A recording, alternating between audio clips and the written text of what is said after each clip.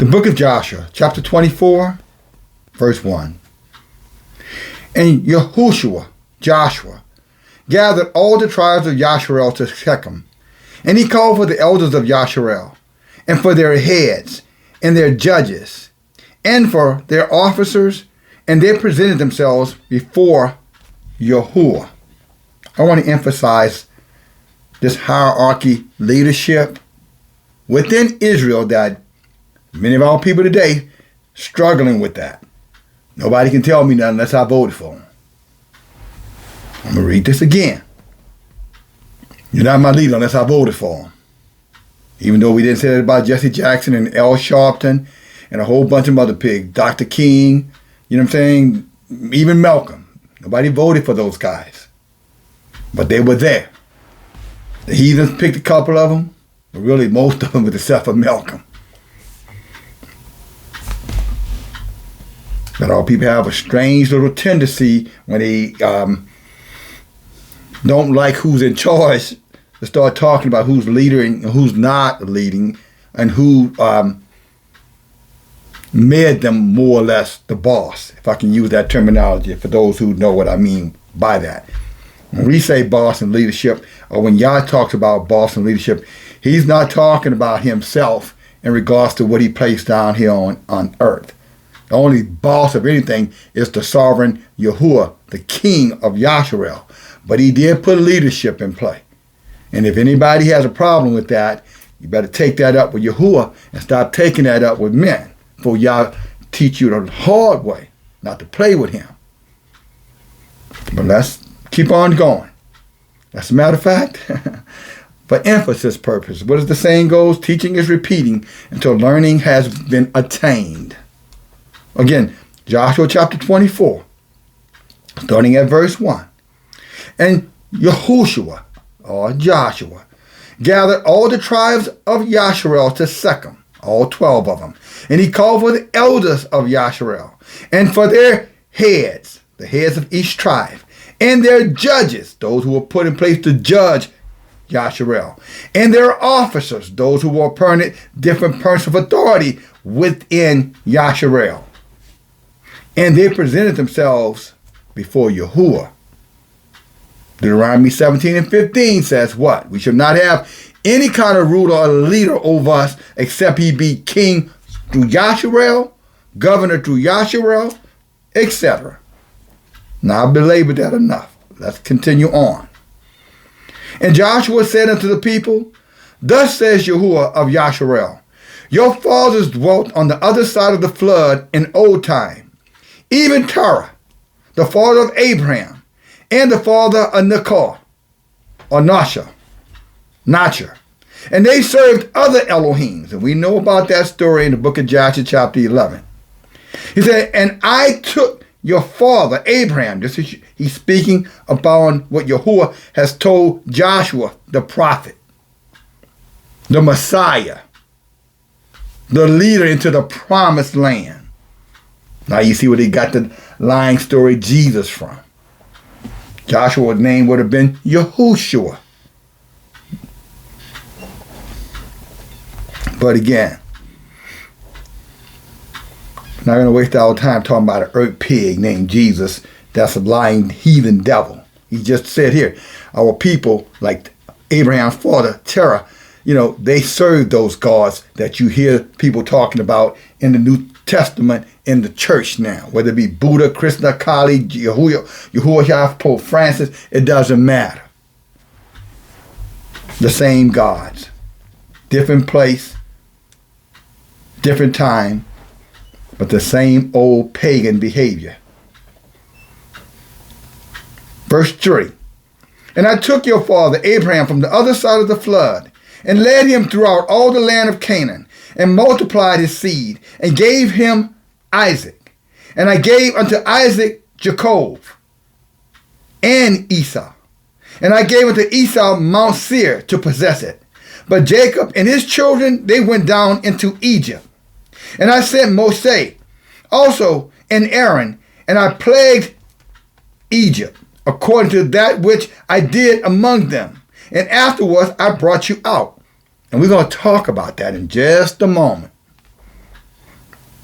that event, which many of us know today as the first Exodus. Today, we're going to revisit the second Exodus, the one that's about to happen any day now. You can hear me say, or you've been hearing many of us say. But let's continue on here. Verse 5, Joshua 24, verse 5. And I sent Moses also and Aaron, and I plagued Egypt according to that which I did among them. And afterwards I brought you out. And I brought your fathers out of Egypt. And you came into the sea. And the Egyptians pursued after you, your fathers, with chariots and horsemen into the Red Sea. And when they cried out unto Elohim Yahuah, talking about Yahshua, he put darkness between you and the Egyptians. And he brought the sea upon them and covered them. And your eyes have seen what I have done in Egypt. And you dwelt in the wilderness for a long season. Again, Joshua is reminding Israel about their past. As the saying goes, those who forget their past, brothers and sisters, are what? Doomed to repeat the past. But let us continue. Verse 8. And I brought you into the land of the Amorites, which dwelt on the other side of Jordan, and they fought with you. And I gave them into your hand that you might possess the land, or their land, and I destroyed them before you. Hallelujah. And then Balak, the son of Zippor, the king of the Moabites, arose, and he warred against Joshua. And he called Balaam. You can read about Balaam, you know, who the dumb ass talked to. And he called Balaam, the son of Beor, to curse you. But I would not hearken unto Balaam. Therefore Yahuah blessed you. So I delivered you out of his hand. And you went over to Jordan. And you came unto Jericho. And the men of Jericho fought against you. The Amorites. We know them right now as the Edomites. You know, the non-melanated parasites. The scorched earth people. You fought against the Edomites and the Perizim and the Canaanite. Those are the black ones. And many of our people try to pull some of us in that chemetry. I'll say it for that word, chemet. You know, ideology, the Ankh and all of those type of things. Dagon, you know, those gods. You see that with the what's his name? The Nashad, and all of those guys. Professor Black Truth, even though he pretends not to be a part of that wicked, evil, you know, sideways, you know, blackity black behavior foolishness. But that's the stuff they're pushing. And they're not the only ones, but I'm just letting you know those foundational blacks, whatever they want to call themselves. Let me continue on. Again, the Canaanites and the Chittim and the Gerashom and the Shivrian and the Jukova. And I delivered them into your hand. Now he's talking about just the Asians. He's talking about the Africans. He's talking about, you know, the what we would call those from the Middle East, the Grecians. He's talking about all of those same tribes of people that you can find in Psalm chapter 83, brothers and sisters, from 1 through 8, 1 through 9. And Joshua is reminding them. David later on reminded us again in Psalms 83. Thousands of years later, David reminded us of the same thing that Joshua reminded us of. You hear this ministry doing the exact same thing at this very time. And nobody accused them of using fear tactics and scare tactics or conflating things as they reviewed it with those who were in their time. None of the people say, why are you trying to scare us, Moses? Why are you trying to scare us, Joshua? Why are you trying to scare us, Abraham? Those people were wise enough to know. This is not about scaring anybody. Better said, this is about when Yahuah gets angry, y'all better watch out. And this is what he's telling them. But let's continue on. Verse 12. And I sent a hornet before you. Remember that. I sent a hornet before you, which drove them out from before you, even to kings of the Amorites, but not with your sword, nor with your bow. Y'all said, I did it. We were talking about it in the Zoom call, on the Zoom T.I.E call last night. And we were talking about one to put 1,000 to fight and 10,000 to fight. And that is true within Yasharel. But that is predicated on this one fact. Have you been obedient?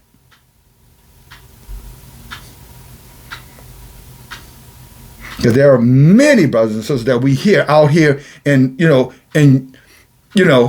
media, so-called, content creator world, who are quick to run over that with that religious talk. Oh, no weapon formed against me will prosper. Oh, one to put 1,000 to flight, 10,000 to flight. Hallelujah. And as wicked as the sun is bright, they are. Now that's who's conflating the truth.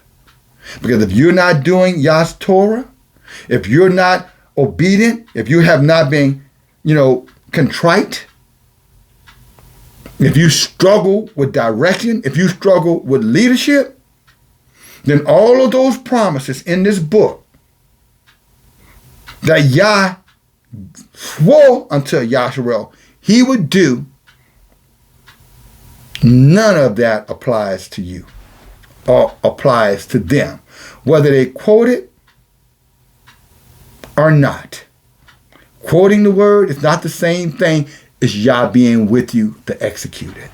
No more than when you quote the word, you don't live that word, that you're not executing it. Be careful.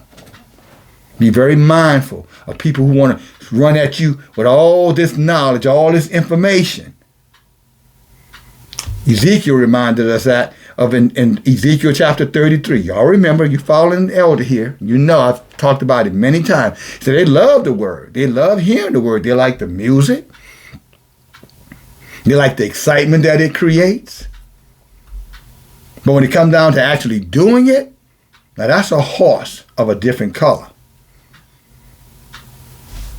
That's a rainbow bright kind of situation, a unicorn.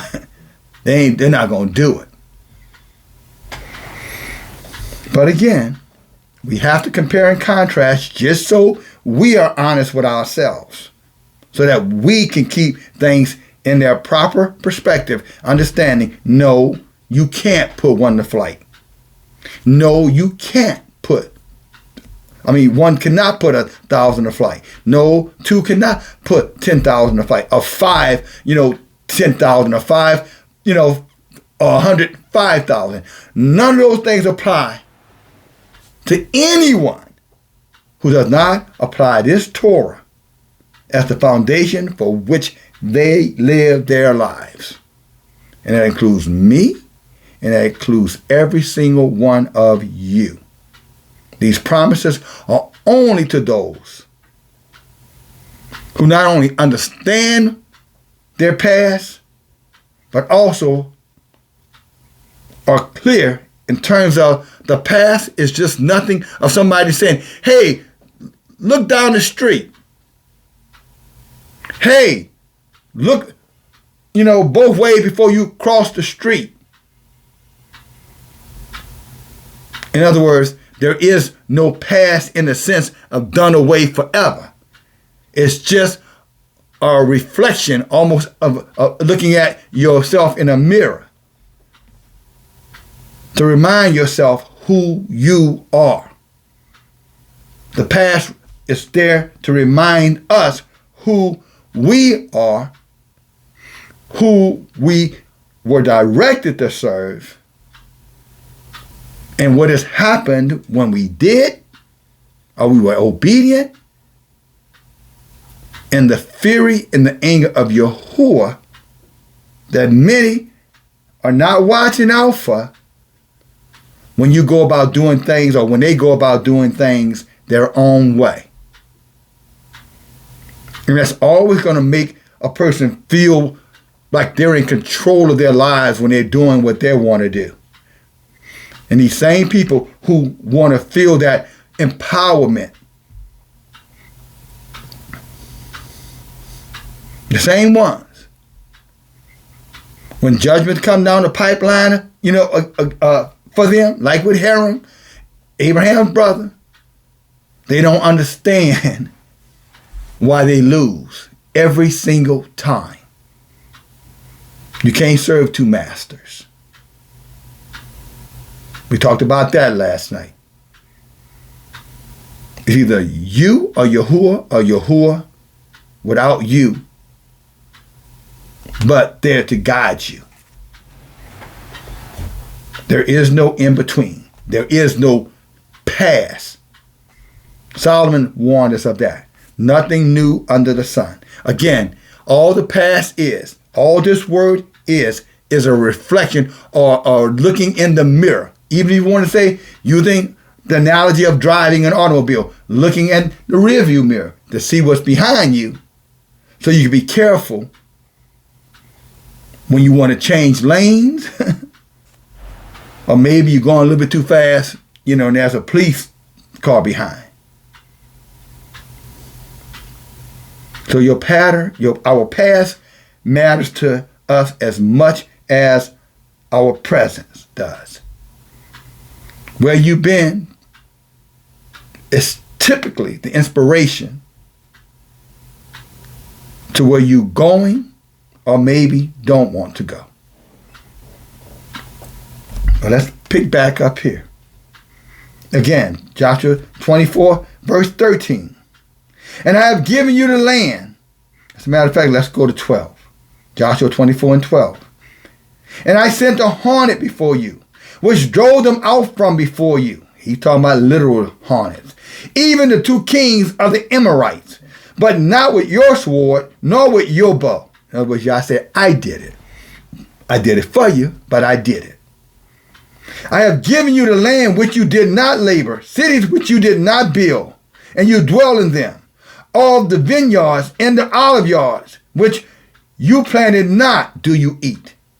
Let me stop there and emphasize. You hear a lot of these churches. Geno Genesis, notorious for it. Charles Dow is notorious talking about all these new churches and all these buildings they build, with their hands. Look at their hands. Look at all these little, things on their hands from how they work so hard. But brothers and sisters, it said you have homes that you did not build, vineyards that you did not plant, olive yards, or olive garden that you eating from that you didn't have to plant the olives in. See, these guys are pushing a slave or what you want to call a social engineered, keep those niggas under control doctrine. The whole New Testament is really an edition of the slave Bible, or better said, the slave Bible, and there was one, was just a rendition of the New Testament. It is why when King Leopold went into the Congo, well, there were Israelites there because we are always the most productive because we are the blessed of Yasharel. We are the blessed of the earth. We studied that last night. Sister Sharon Cope, and this time the other Jamaican sister, because some of them got her confused, was Sister Sharon Owens. Two beautiful Jamaican sisters, both named Sharon, but not the same person. And she was so excited when she was talking about Jubilees chapter 2 and talking about the importance of keeping Yahuah's Torah, talking about the importance of keeping Yahuah's Shabbat, the most holy day of all the Jubilee days. Here in America, there's a, they call the day of Jubilee. I think it's June 19th. Or Juneteenth is what they call it. And our people get all lathered up and they fall right back into idolatry, all Afrocentric. If you look at all of the things that they use and to recognize their so-called liberation, which still today has not happened. But these are liberated people who will tell you we got freed June 19, 1965 or whatever. But these same people who say they got freed June 19, 1965 are the same people who are telling you and I that we're still under the curses, that our captivity limits us. And that if we want truly to be saved and redeemed, we better serve the heathens' God, Yahuah. One of their many gods, I might add. But he's like the king of their gods. I only, again, point this out, red pill, blue pill. I only present to you a choice, brothers and sisters. If I can steal that from the movie The Matrix. Or not steal it, if I can just say it. I offer you the truth, and I offer you the illusion.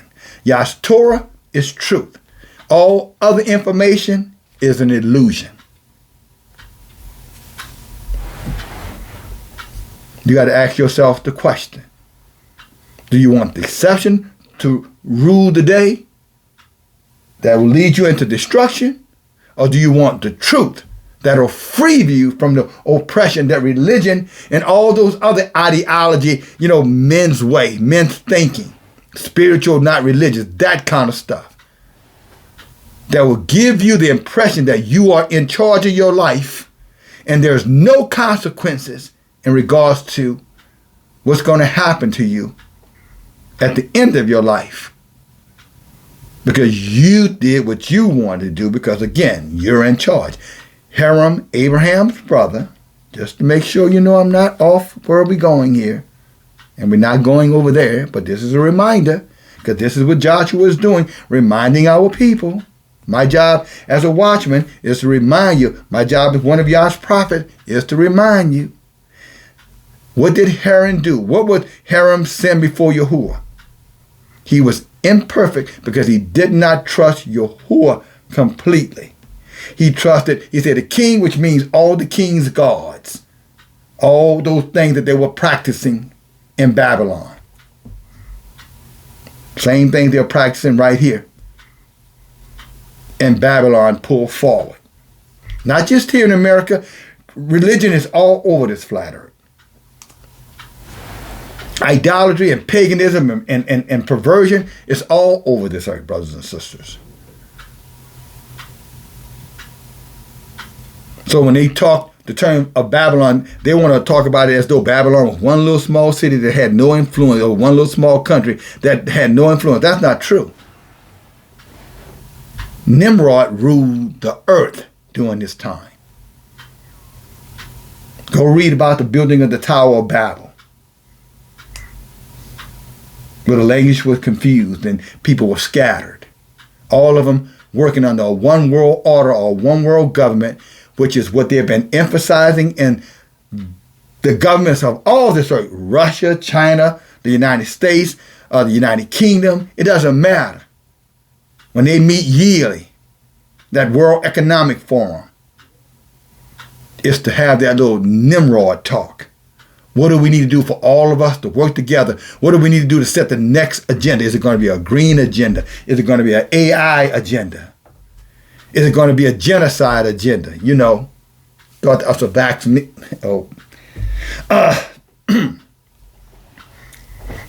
Thought us a new program for the plagues and the diseases that we absolutely know coming.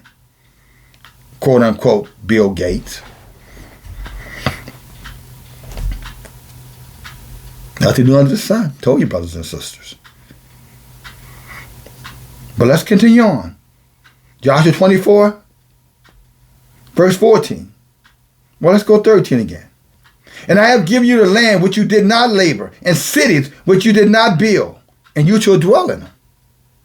So a lot of you, my brothers and sisters, just because you didn't build it with your hands or somebody else built it, don't mean that Yah didn't have that set for you. He used them to make sure that you can see him do the blessings that he used them to provide for us. So don't forget that part. Everything on this earth belongs to the Creator. Everything on this earth that man need was created by the Creator before man came here. Everything that you see going on now, all these aberrations that you're seeing, they never left here. They were locked up in the desert, locked up in Antarctica. The continent that surrounds the flat earth. The ice wall that you can't get by. why they don't let you go there, because it's not really there in the way that you would think. It's a continent that's not a continent. It's a continent that give you some idea of it. It's like New Orleans, when they say New Orleans sits like in a fishbowl, and they have levees all around it. The water, how you say the water level the city is below sea level. Well, the same thing. That's a good demonstration of how this earth is. There's a wall around this earth, and you can't get over that wall. And they know it. They've been trying. What do you think SpaceX and all that stuff is about? The whole NASA deception program, what do you think that's about? Trying to find a way. CERN, what do you think that's about? Trying to figure out how to penetrate through that wall to see what's on the other side. But they'll never succeed in penetrating through the wall, but they will succeed in making holes in that wall. And as they make holes in that wall, keep that in the back of your mind. Right here. Things that were in that wall is going to start being released upon this earth. And yes, it has happened before. And I'm not talking about in the days, before the flood. It happened after the flood. We'll get there. Stay with me. Verse 14. Now therefore, Yahuah said, serve him in sincerity and in truth. What does that mean? Hallelujah. What does it mean? I'll tell you what it means. It means to love him with all your heart, all your mind, and all of your strength. With everything that you are to love Yahuah.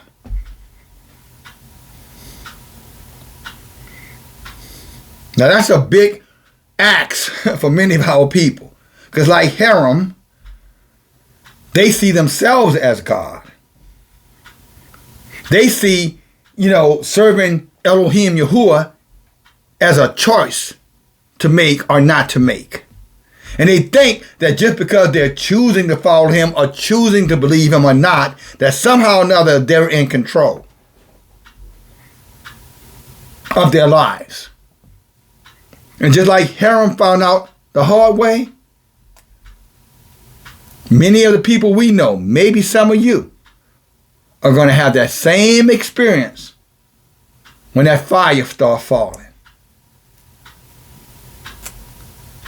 The moment that Haram said, if the king way is the right way, I'm going with his way. If Abraham, who he's following, or DFG in that group, if whoever they're following, if that's the right way, I'm going to follow him. But what he failed to understand, that when y'all bring forth judgment, that's not the time for decision.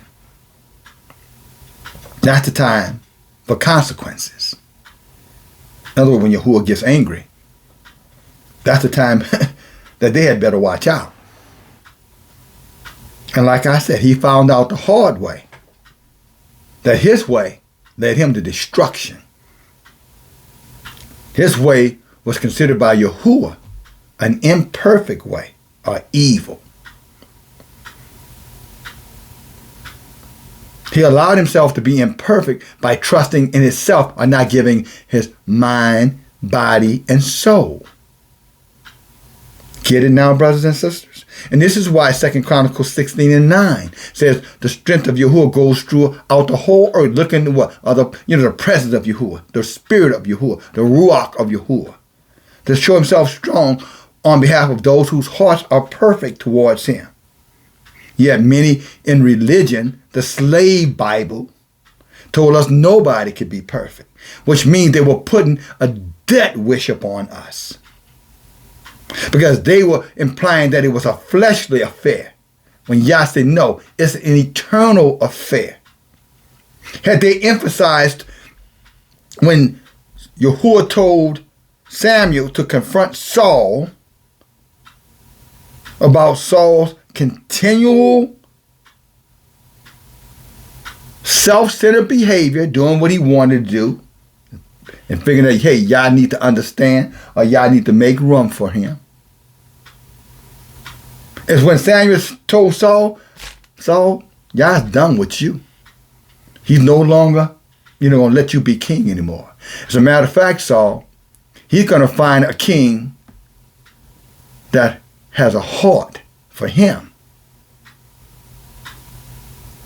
And then when Samuel went to search for that king, Yahuah reminded Samuel. He said, Samuel, don't look at his outer appearance. Don't look at her, don't look at her outer appearance. He said, men judge the outer appearance, but I judge the heart.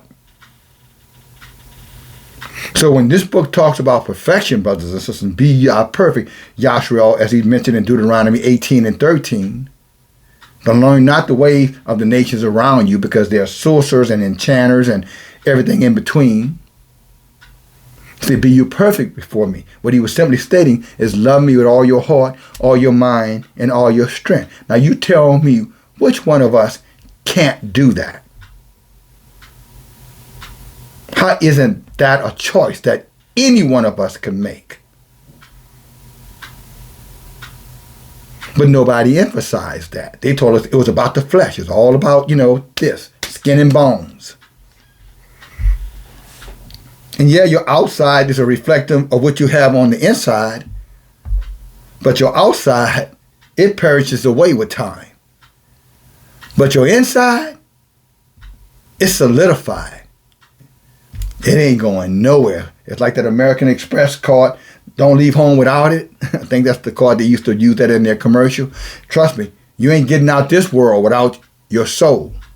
And that soul that's in it, according to Ezekiel chapter 18 and 20, it will die. But it means it's going to be destroyed. And no son died for the father died for the son, or any of that rhetoric. All sounds good, but all trusting in men, dogma, that's keeping many of our people limited in the power and seeing the might and the blessings that Yahuah could give to any one of us. But it is conditional. It's not unconditional love. The love that Yahuah has for Yahshua, that's a conditional. His loving us and taking and selecting us, that was unconditional. We had nothing to do with that. But as his chosen and what we do, that's conditional. That's predicated on whether or not we obey him or we obey others, the heathens, or if we're doing our own thing, like Haram. So there are 3 doors. I'm behind the biggest door. Now choose this day what door. I got ahead of myself. But it's okay, right? Y'all still with me? Okay.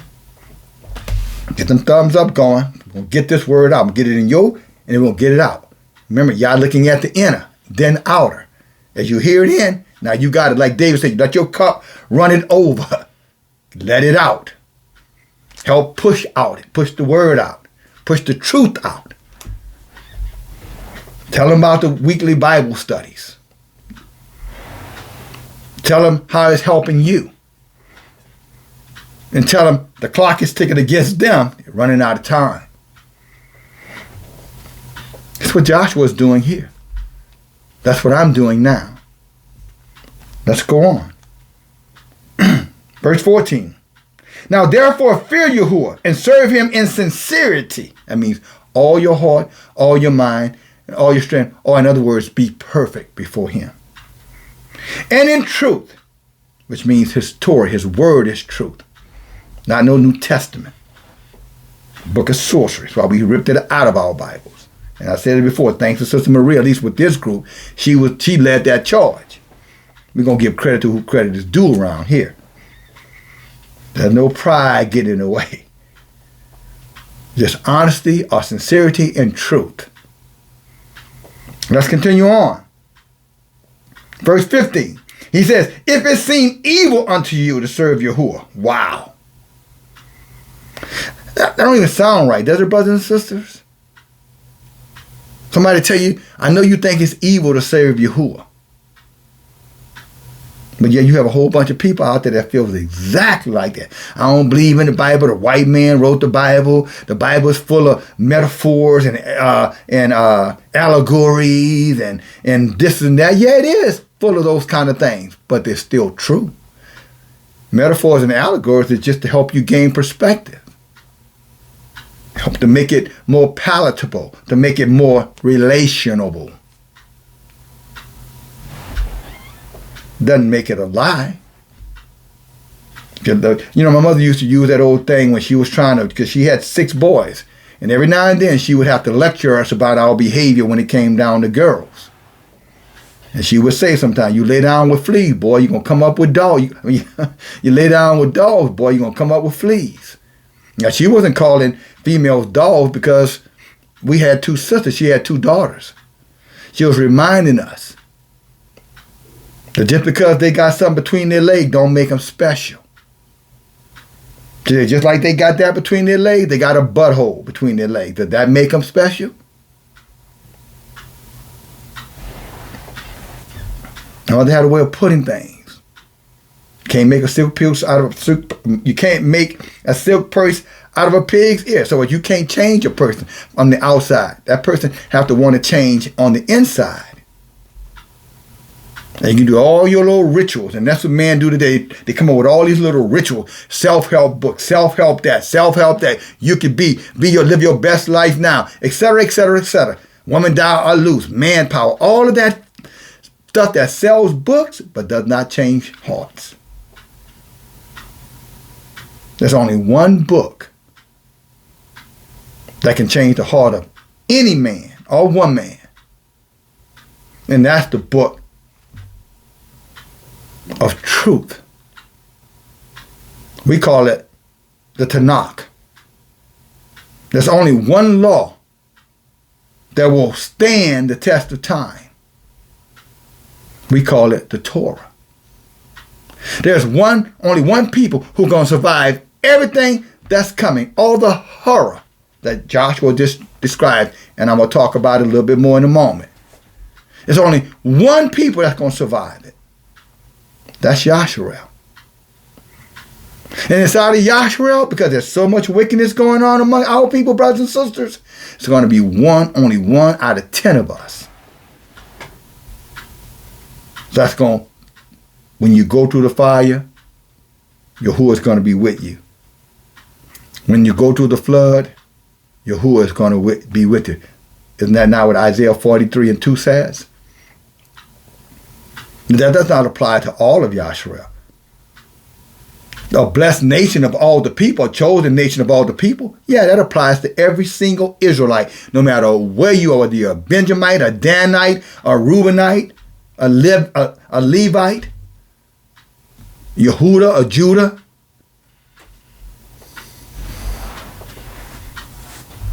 Nephilah, it doesn't matter, Gad, Dan, Issachar, Joseph, which is Ephraim and Manasseh, Issachar, I think I said Reubenite, but any of the 12. If you forgot your nation, your tribe, don't worry about it. You were chosen as a people, but to get to where you ultimately want to be, you still got to get out here and strive for that. And that's what Joshua was saying, in sincerity and in truth. I said, I could have said this part at the end of this message, but no, I wanted to prelogue it. I wanted to give it to you now. Hopefully that it will get your attention and get you to open up your ears for what I'm about to share on this Shabbat. But look what Joshua says in verse 15. He said, if it does seem evil unto you to serve Yahuah, then choose this day who you're going to serve. This is what happened to Ephraim. Haram. Haram made a decision. And because he was always self-centered, he was always thinking me first, that he chose himself instead of choosing Yahuah.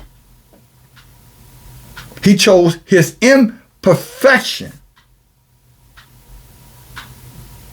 His survival is what he was concerned about on earth, when he should have been thinking about where he was going to spend eternity when his body went back to the earth, but now his soul, which never dies, would be held accountable Why? Both things are decisions that he made while he was alive. As it is then, or as it was then, so is it today, brothers and sisters. Again, the soul that sinned it will be destroyed. And no son died for you. It's right there in the book. The son doesn't die for the father. That's the lie the heathens told with their Yahuah, Jesus story. And it is a story, a big fabrication. But here it is again, Joshua telling the people, if it seemed evil to you to serve Yahuah.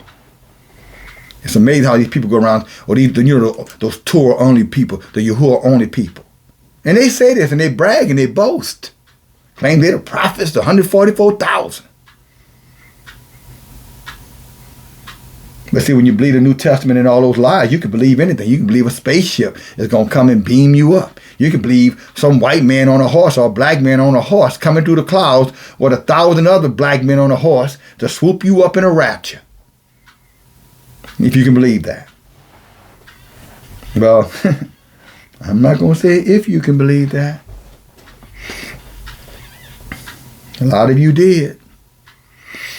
And unfortunately, I think to some degree I did too. Once upon a time ago,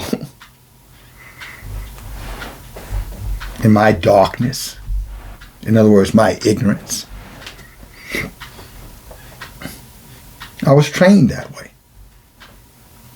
But see, when your heart is perfect before Yahuah, Yahuah elevates you. When the enemy comes in like a flood, right, Isaiah 59:19. What does it say? Elohim said, I'm going to swoop you up above the enemy.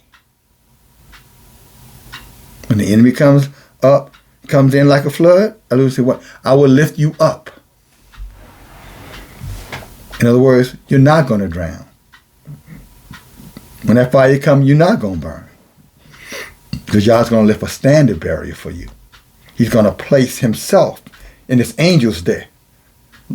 Like a buoy or a life, raft that you can hold on to while everybody else is drowning, or like a silicone suit or, a fireproof suit that he's going to put on you while everybody else is burning.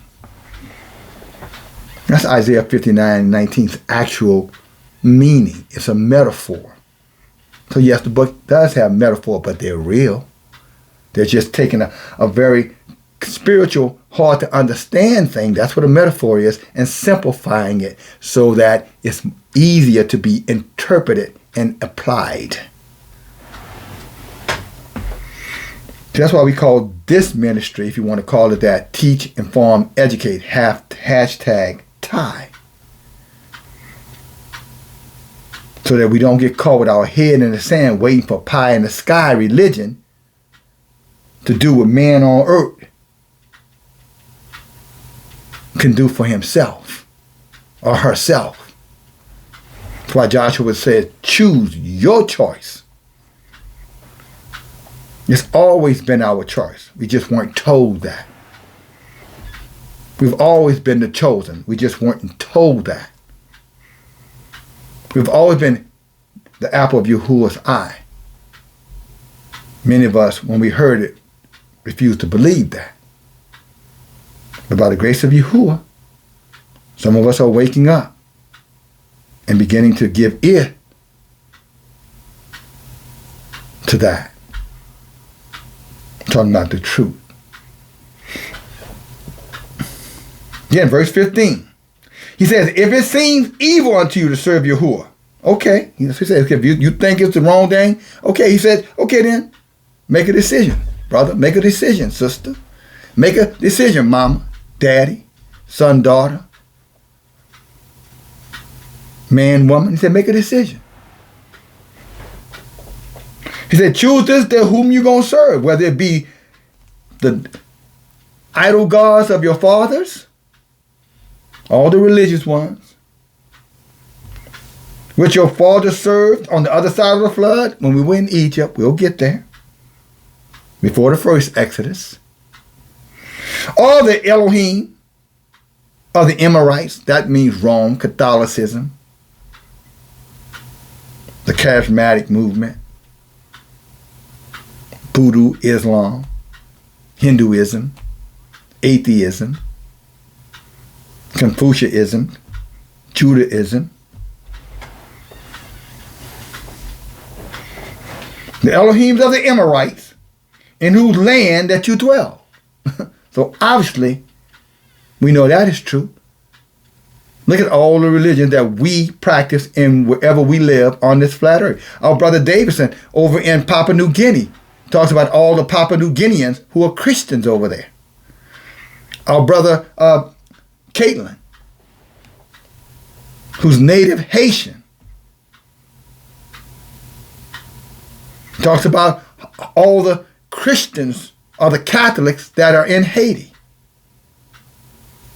The Catholics in Haiti, Haitians, outnumbered those who practice voodoo something like 8-1, 8-2.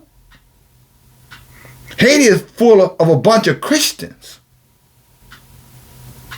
Contrary to the lie mainstream media tries to portray upon them. Same thing in Puerto Rico. Same thing in Trinidad. Same thing in Honduras. Same thing in all the Latin countries. Same thing in Jamaica. You're surprised how many Seventh-day Adventists are in Jamaica and those other islands. Jehovah's Witnesses, Church of Latter-day Saints. All perversions. But yet, the land they dwell in serve the gods of the heathens. Just as Joshua said. So for anyone who thinks this book is ancient, better be careful. Yahuah has gotten angry again. So you better watch out. Better watch your step.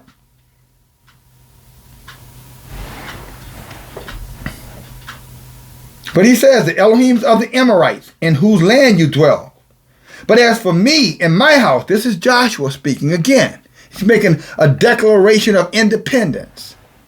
In other words, Joshua is saying, I don't follow no man. I don't trust in no man. Although Yah gave him instruction, gave him direction. In chapter 1 of this same book, we're in chapter 24, told him what? To love Yahuah with all his heart, all his strength, and teach the people to do the same thing. Told him be courageous, be of good courage, Joshua. Told him that 7 different times, I believe, just in chapter 1 alone.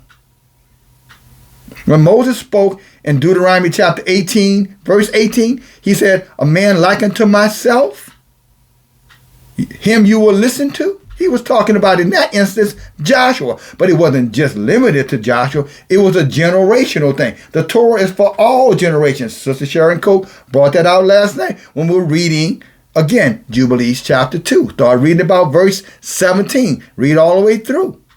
So the Torah is without days, without limit of days, and it's for all the generations. For Yasharel, but it's for all of the generations to the end of time. So just as when Moses was talking about it to the people in his audience, he was referencing Joshua. Yah is talking to the people, and this time in our audience, men like myself, that he was referencing for the people. But he says clearly, you don't have to listen to me, but you have to be warned by me. And this is what Joshua is doing. He's warning them. He finished off this particular, he caps this off by saying, but as for me and my house, he said, we're going to serve Yahuah.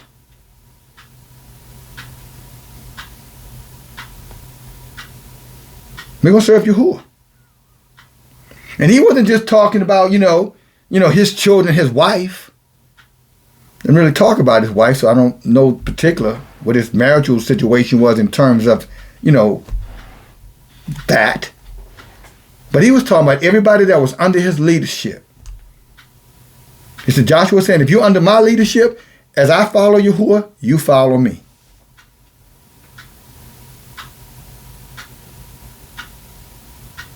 And Moses said that clearly. He said, Yah's going to speak. Moses said that through the voice of Yahuah, through his mouth. Say, he is my prophet. him, you will listen to him. And if you refuse to listen to him, because you have a choice, brothers and sisters. So if you refuse to listen, just remember, I'm going to lay hands on you.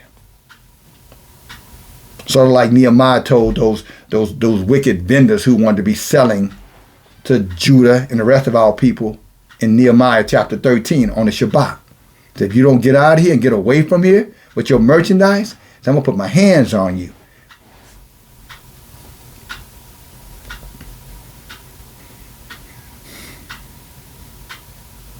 So when Joshua says his house, he's just talking about all those who are placed under his leadership. But just for a reference point, and then we're going to get into the real thickness. Because again, we're going to talk when Yahuah gets angry. That's what Joshua was warning them about. When Yahuah gets angry, this is what I'm warning our people about. And I've been talking about it for over 10 years. It's exactly why I named the main channel here DFG, End of Days Messenger. So I didn't just jump on, I'm not a Johnny come lately, and because I saw, the AI and I see all these aberrations and I see all this stuff going on, the economy crashing, men turning into women or trying to become women, women trying to become men. No, I was saying this well over 10 years ago. We were nearing the end, and that Yah had put upon me as his messenger to warn his people. You think about the name of the channel. It's a very depressing name. No wonder I don't have a lot of subscribers. DFG, End of Day Messenger? I don't want to hear that. I want to hear somebody tell me about how good my life going to be. How wonderful everything is. I want to be Pollyanna. I want to be Dorothy. I want to click my heels and be back in Kansas. Me and my dog. So many of our daughters going to die with their dogs as their companion.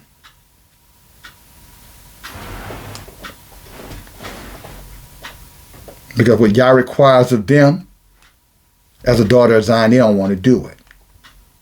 So they're just going to do like her. I'm just going to do me. And it's interesting, if that's their mentality, they need to put this book down. This book ain't about you. It's about you holistically. This book is about Yahuah. His purpose for his people. His gift that he provided to provide for those who are obedient, and his judgment for those who are going to experience his wrath. For their disobedience. For their imperfection. Not in the body, but imperfecting heart. Go back and read Joshua 22, when he referenced Abraham going through the fire and surviving, yet Haram getting burned to ashes. And it clearly says, because his heart was imperfect towards Yahuah. Not imperfect in the flesh, brothers and sisters. It says his heart was imperfect towards Yahuah. Which, again, is the dogma they've been selling us for hundreds and thousands of years. Nobody's perfect. Nobody's perfect. Nobody's perfect. And they kind of indoctrinated us with that, socially engineered us that way to, and so we just kind of say, okay, well, nobody's perfect. We're going to need a savior. We need Jesus, and we need this, and we need that, because that's what they were socially engineering us away from Yahuah.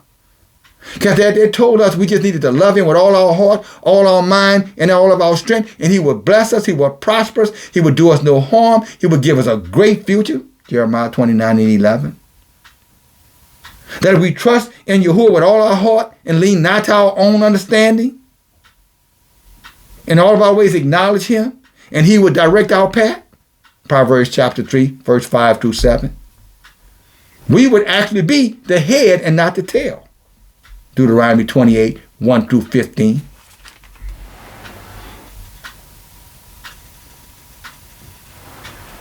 But they conveniently left that out of the conversation.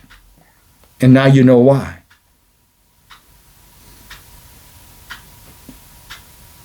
Because for us to live free, they have to die.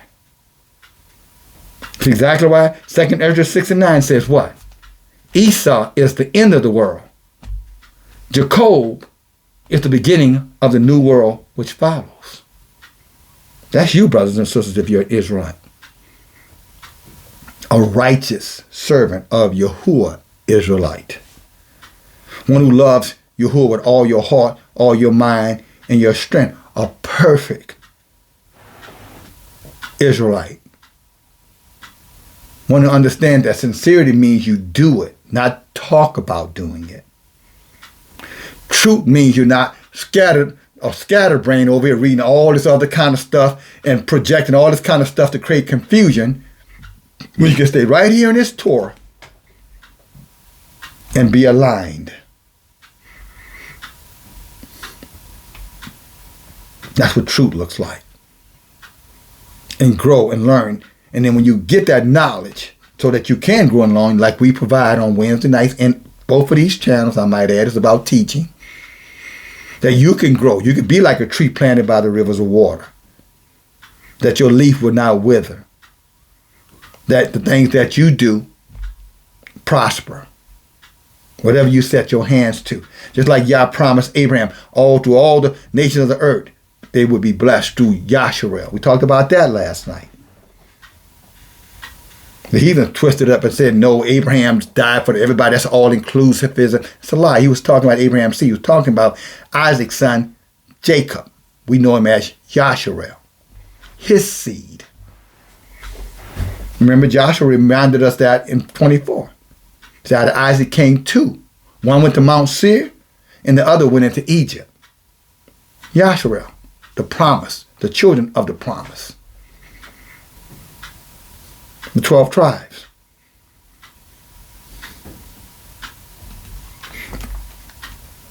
But look at Joshua chapter 1, verse 7.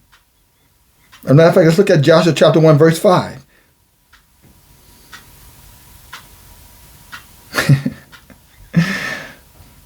Let's look at Joshua chapter 1, verse 1. Read a little bit.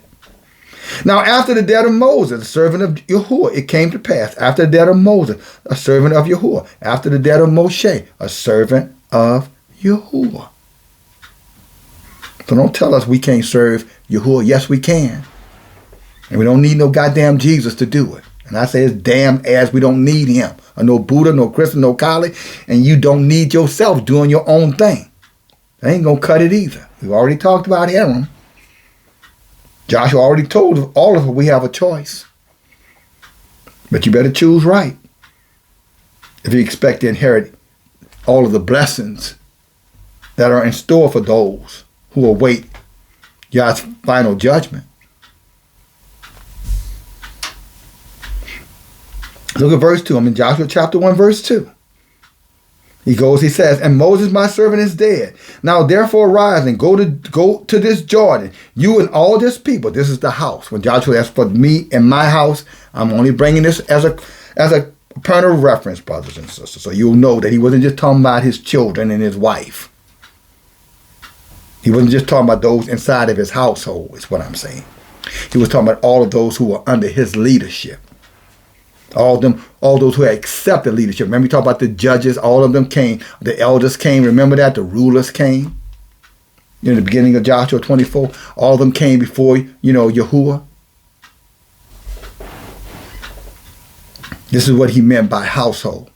As for him and his house, as for those who are following me, we serving Yahuah. Y'all can go serve all them other gods, do all that stuff, but not me. That's what he was saying. Not us. That's what some of us are saying.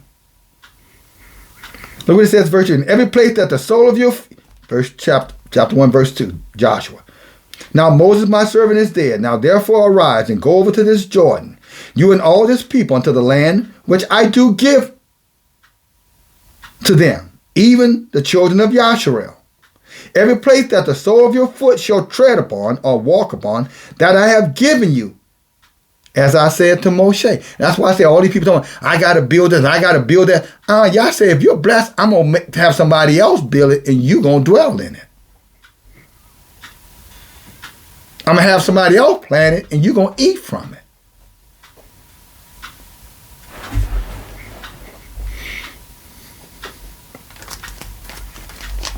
There's always going to be signs that follow those who believe. How else would your leaf never wither, and whatever you do prosper. Is that not what David told us in Psalm chapter 1, verse 2? Planted like a tree by the rivers of water, leaf will never wither, and everything you do will prosper. When you're walking for Yahuah, or you turn back and start walking before Yahuah, your life's supposed to change for the better. Not stagnant, staying the same. The book called that pining away. Really, the book said you're cursed. Stagnant or lack of productivity is not a blessing. It's just the opposite.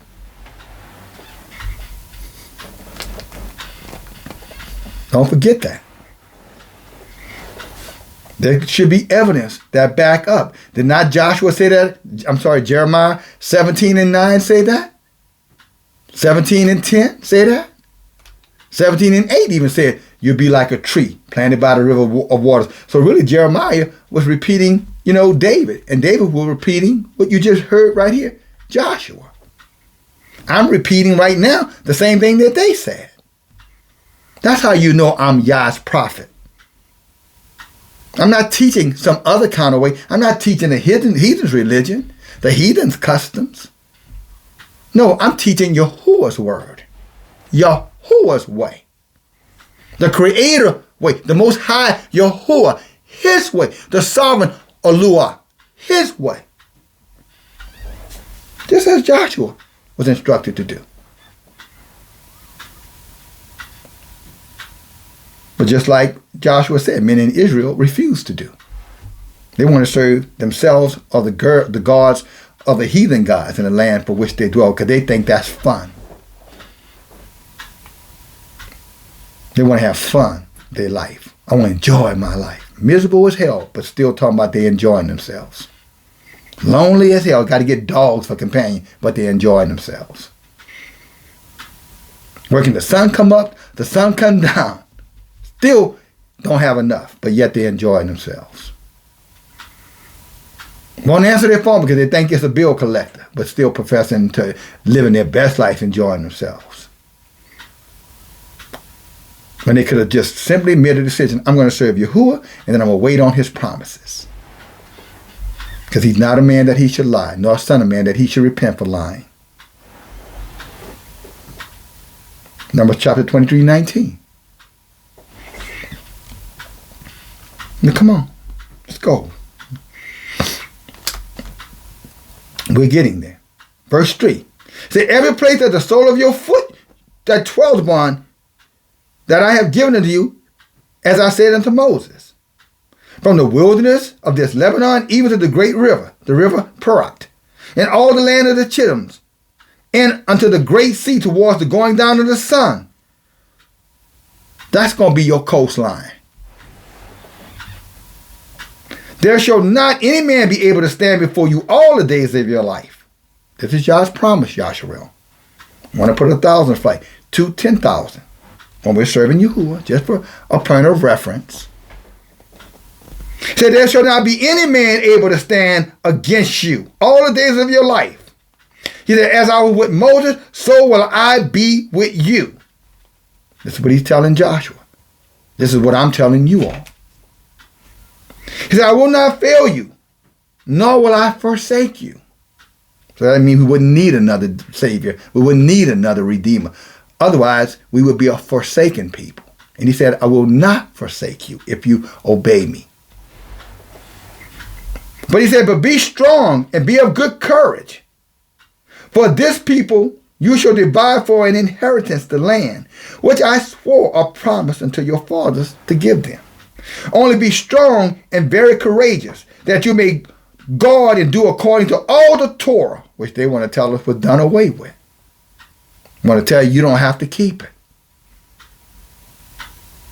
But I just mentioned Jubilees chapter 2. We reviewed that last night. We reviewed it other times. It's a beautiful thing last night because everybody was, we normally, when we get together, we have our book with us, right? And everybody was going to, we say, okay, go to this, Sister Nikel's going to read. Go over to Sister Cynthia's going to read. Or Sister Tammy's going to read. Or whomever. Brother Cameron, Brother Benjamin, Brother Mendez. Sister Jackson, myself, whomever. Doesn't matter who's with us. Those who are with us, those who have been with us, and those who will soon probably be with us, and some may even be with us again. No, that's exactly how we operate. Brother Green didn't read last night, but Brother Green was there, Sharif.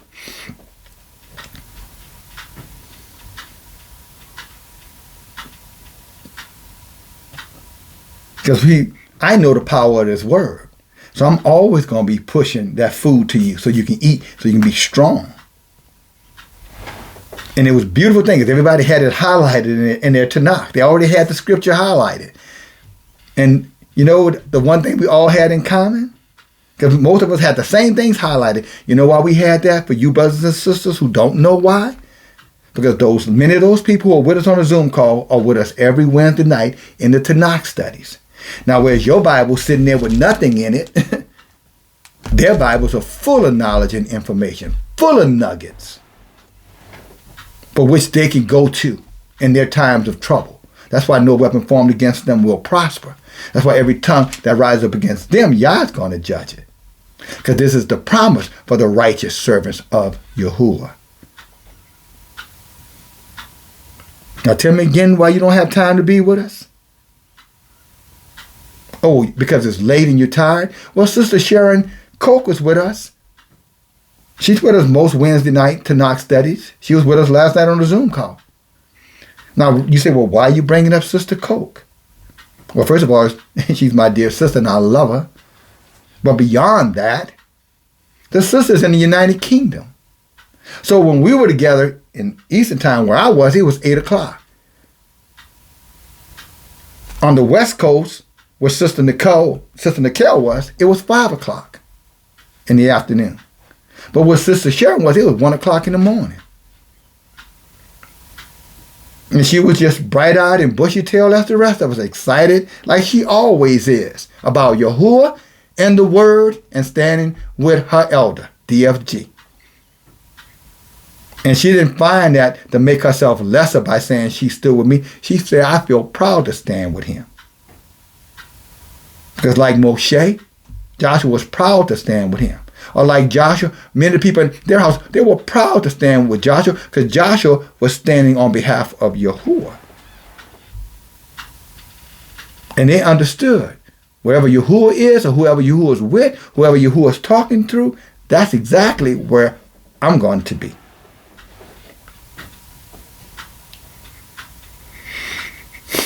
Hallelujah. Verse 7 again. He said, only be strong and be strong and very courageous, that you may guard to do all according to the Torah, which Moses, my servant, commanded you. And turn not from it to the right hand or to the left, that you may prosper in whatsoever you do. Look at that part. He's saying if we keep the Torah, which Jubilee said the same thing. So anybody tell me, I don't believe in the book of Jubilee. Do you believe in the book of Joshua then? I don't believe in the book of Joshua. Do you believe in the book of Joshua? Because they're all saying the same thing. It says that when we put our trust in Yahuah, we're perfect before Yahuah, and everything that we do will be blessed. Only if we're doing that, as Joshua said, in truth and sincerity. Never double-minded. Doing it when it's convenient. But when something comes up, conveniently, well, or maybe it's not convenient. I'm not, again, here to say what your reason is for not learning and forcing yourself to go where the teachings are. I'm just saying the teaching is there. Because Yahuah said he would always have a prophet. And his prophet will teach you the truth. Wouldn't just read stories to you. He will teach you about Yahuah. He will teach you about our ancestors. And he will challenge you about your own behavior in relationship to what this book says.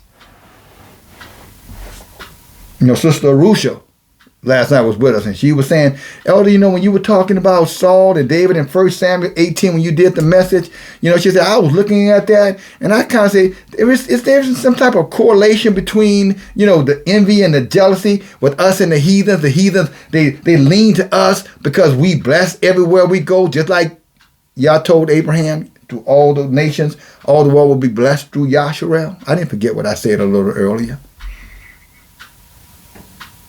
Isaac had 2 sons. One went to Mount Seir, the other went into Egypt, the one the promised seed. Malachi said, Jacob I have loved, but Esau I hate. This is Yahuah saying in Malachi chapter 1, verse 1 through 3. Read it yourself. For all you folk talking about y'all angry and this and that, you say whatever you want to say. Think we give a shit about what you believe? Well, some of us do, but I don't.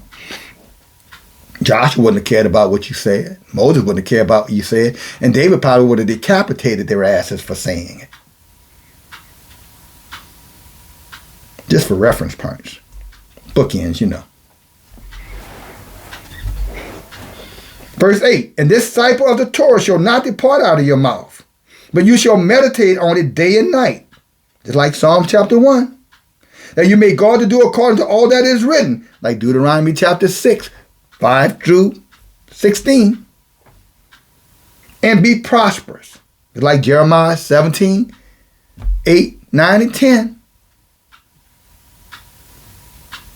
like Jeremiah 29 and 11. And I can go on with this. Just like 2 Chronicles 16 and 9. You shall make your way prosperous, and then you shall have good success. Have not I commanded you? Be strong and be of good courage, and be not afraid. We talked about that last night. Sister Nikhil and Brother Cameron was talking about that they're not afraid. But then Sister Rusa said, neither am I, but I am afraid of Yahuah. And she's 100% right. Because when Yahuah gets angry, you better watch out. So we can be courageous and bold, and we must be. But we better fear Yahuah, or we'll regret it. I'll get there. He says again, verse 9, Joshua chapter 1, verse 9. Have I not commanded you? This is a command. It's not we don't soft pedal this truth. We don't look for the tender, delicate man or the tender, delicate woman, to put, to cast spells on them, to love and love and love and love. And, let me say it to you soft. Let me say it light. Let me put some sugar on you. You catch more flies or more bees with honey than vinegar. That ain't the way we grind. That's seduction, sorcery. We come straight at you. See if you can really take that correction. See if you can really take that chastisement. See if you really love Yahuah. Or you just care about yourself and how you feel. That's why the book we want is who Yah loves, He corrects. He delights in it through chastisement. Because it shows submissiveness. Are willing to be redirected so that you can have good success and you can prosper and no harm comes to you and you do have a future. So everywhere you walk, you possess. And we may not get there here in its entirety, talking about in this life, but see in the world to come, we're going to reign supreme, brothers and sisters. And every nation that gets through the storm, they're going to be subservient to us. Not the other way around. We will actually be the head for a change, as we were a long time ago. All over the earth, Not just in little patches like today. All of us is not under no curses. I've said that one time, I can say it 1,000 times. But as a collective, can't say that. Because as a collective, we have made a decision to be self-servant or to serve those heathen gods. Or create our own gods, which are no gods. Like Haram was doing, and Tarak was doing, and Nimrod was doing. The melanated ones. What they were doing. Idolaters, pagans. Just like today.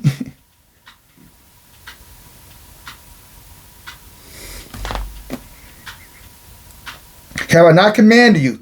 Be strong and be of good courage. Be not afraid, neither be dismayed, for Yahuah is with you wherever you go.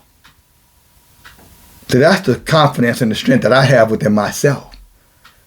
That's the confidence and the assurance that many of those like you who believe like myself. See, that's our self-guarantee.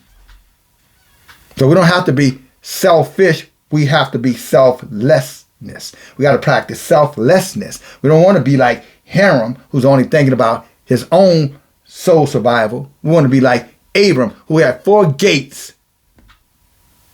That whether a stranger came from the north, the east, the west, or the south, they had to come through his place, and he would feed them, he would clothe them if they needed, and then he would tell them about Yahuah. You can read about that in Joshua chapter 21, 22.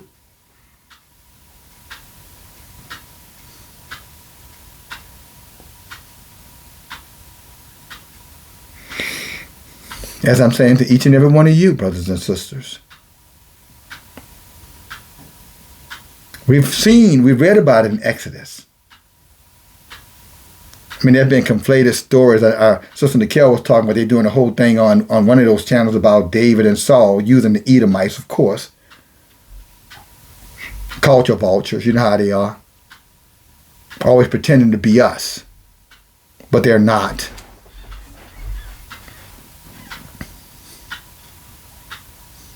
But they're doing this whole big old thing now again because we are waking up and we're saying, no, the melanated people are the people of the book. So what they're doing, they're like, no, let's go back in. Let's get some more of these movies. Let's get some Bible stories out there. Let's drown them out with the lies again. Let's drown them out with whiteness. Come on, let's make a lot of noise so nobody can hear them. Because see, they know that when Yahuah said in Isaiah 50:81, cry aloud, spare not, lift up your voice. See, our voices are now starting to be lifted up. You know how it is when Judah and Simeon, when we start talking, everybody can hear us.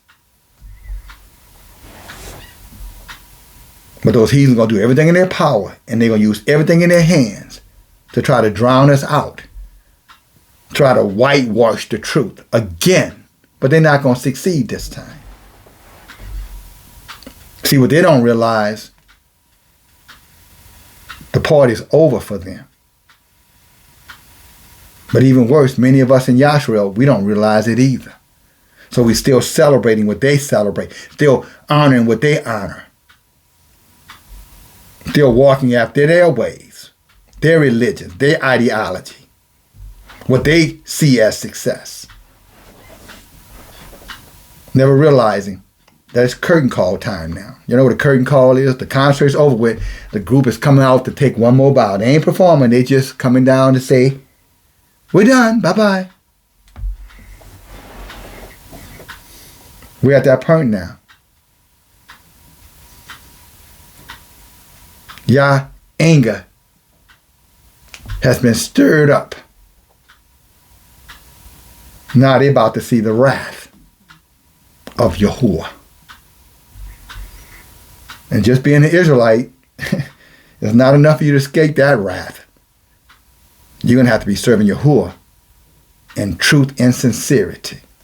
In other words, you're going to have to be perfect before Him.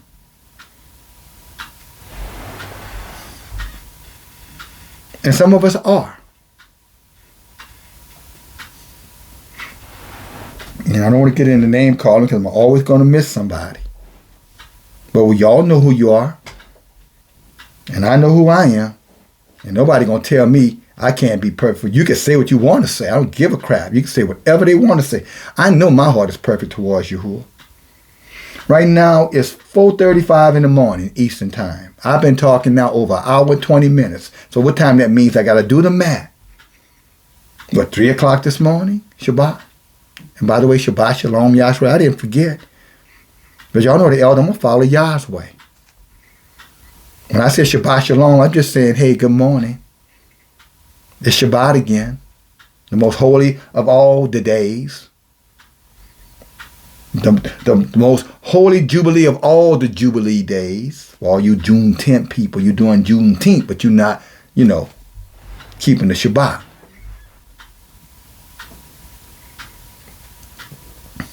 You Afrocentric folk. Y'all know what I'm talking about. So whether I greet you Shabbat Shalom or not, it's still Shabbat. But Shabbat Shalom anyway. Now I wanted to kind of set the table for us, brothers and sisters. Because now we're about to go to, if you don't mind me saying, part 2. So why don't you take a moment, take a quick little break, place the video on pause, go to the restroom, go get your glass of water. That sandwich you prepared on yesterday, go take a bite of it, because we don't do no preparing the food on Shabbat. Then come back, and if you haven't thumbed the video up, thumb it up, and continue on with the elder. I'll give you a minute. Okay, you ready? Let's go back to work. Go to the book of Joshua, chapter 80. The book of Joshua, chapter 80. Now, I hope you have your hammer and saw. Y'all know we go to work. I've already given you many scripture already if you were listening. Malachi 1, 1 through 3, right? 2 Ezra 6 and 9. Joshua chapter 1. Joshua chapter 24. Right? Isaiah chapter 54. Isaiah chapter 58 and 1. Isaiah 59 and 19, Isaiah 43, 1 through 3. Psalms chapter 1, Jeremiah chapter 17. This is a reflection. Deuteronomy chapter 18, verse 15 through 17, 18. Deuteronomy chapter 18, verse 13. 2 Chronicles chapter 16 and 9.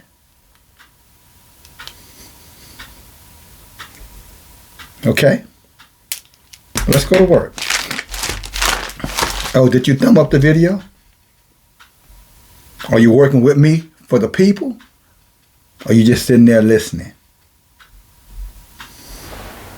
You know, like Ezekiel chapter 33 and 30 said they would do it. They come to hear the word as though they love to hear the word, but they're not going to do it. Or if you're like Jubilees chapter 2, verse 21 all the way through to the, I think 35, the final verse in chapter 2. And we mentioned that. Then you understand that this Torah is forever, this Shabbat is forever. And I need your help. Just like Joshua followed Moses, I'm following Joshua.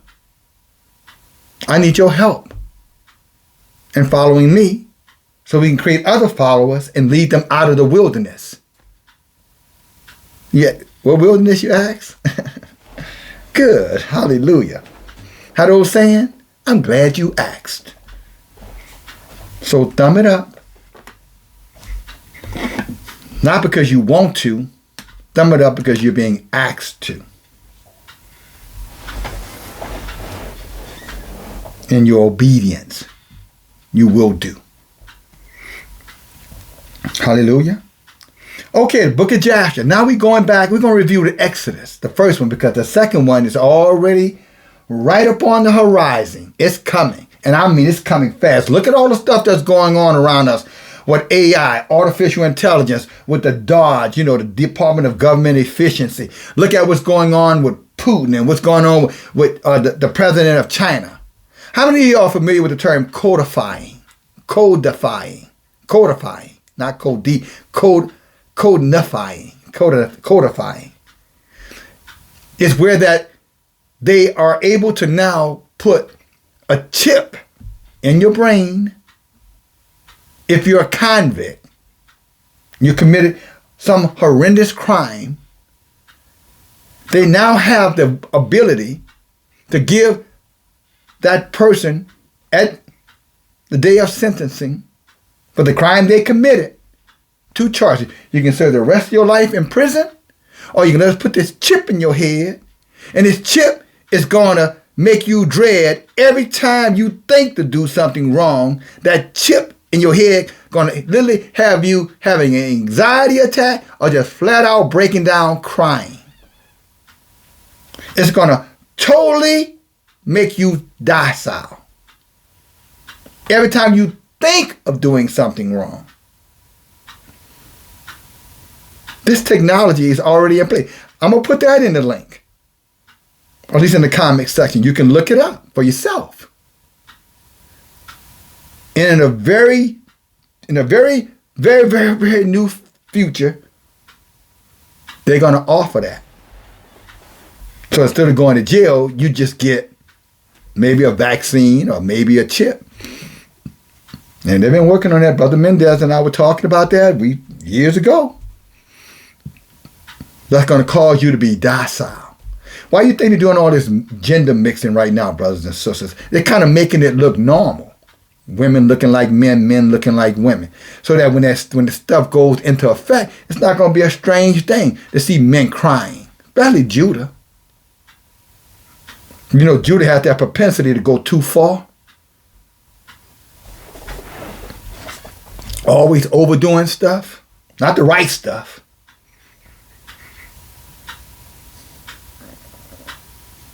So they kind of setting the stage with these effeminate men, these masculine women. Because they're going to have to be, because the men sitting around there crying. Now, that's not a compliment. I'm not encouraging you, sister. I'm just telling you, you're being played. All of us are being played. But some of us are not suckers. See, some of us can see the fixes in. Those of us that Yahuah said has a perfect heart towards him, we're going to recognize the con game. See, when the mockers come over here and they try to push their agenda on my channel, and I tell them the door is that way, who asked for you, wicked Judah? Go right on back out the door you came in. But that knowledge you have that I didn't ask you for. See, we're not going to, as they were saying, you know, we're not going to do the banana in the tailpipe thing, which means made a fool of. Thinking that with all this knowledge and all this knowledge, somehow or another, that makes us supreme. Our supremacy comes in our obedience and our submissive will before Yahuah and our love for the brethren. That's the supremacy and the strength of Yahuah. That's why he would never pick a servant who would not obey him and love his people, but judge them justly, judge them with equity, which is justice. Hold them accountable, but at the same time, be willing to extend the hand and lead them through the snares or the traps that's intentionally set to hold us back. Like Willie Lynch said, turn the old man versus the young man, the woman against the male against the woman, the light skin versus dark skin, all of that dogma. And then back up, give them drugs and alcohol and guns. And freedom to just lie down with anybody. And they'll self-genocide. Oh, and by the way, show them where the place to go to, you know, to kill their babies, 1 out of 2. We really, you know, doom them then. But that's for the gullible of us. That's for those that Hosea 4 and 6 said are destroyed because of lack of knowledge. Those are the ones that we talked about last night. Sister Ellis read that. Sister Cynthia read it for us in Enoch 97. I think that was Sister Ellis that read that for us. Not important one way who read it, but we did read it. I think it was a sister, though. It was Sister Cynthia. And they were just going through it and how saying that some people are marked for damnation. In other words, Yah's done with them. Yah's finished with them. Ain't no redeeming. Talking about people in Yahshua.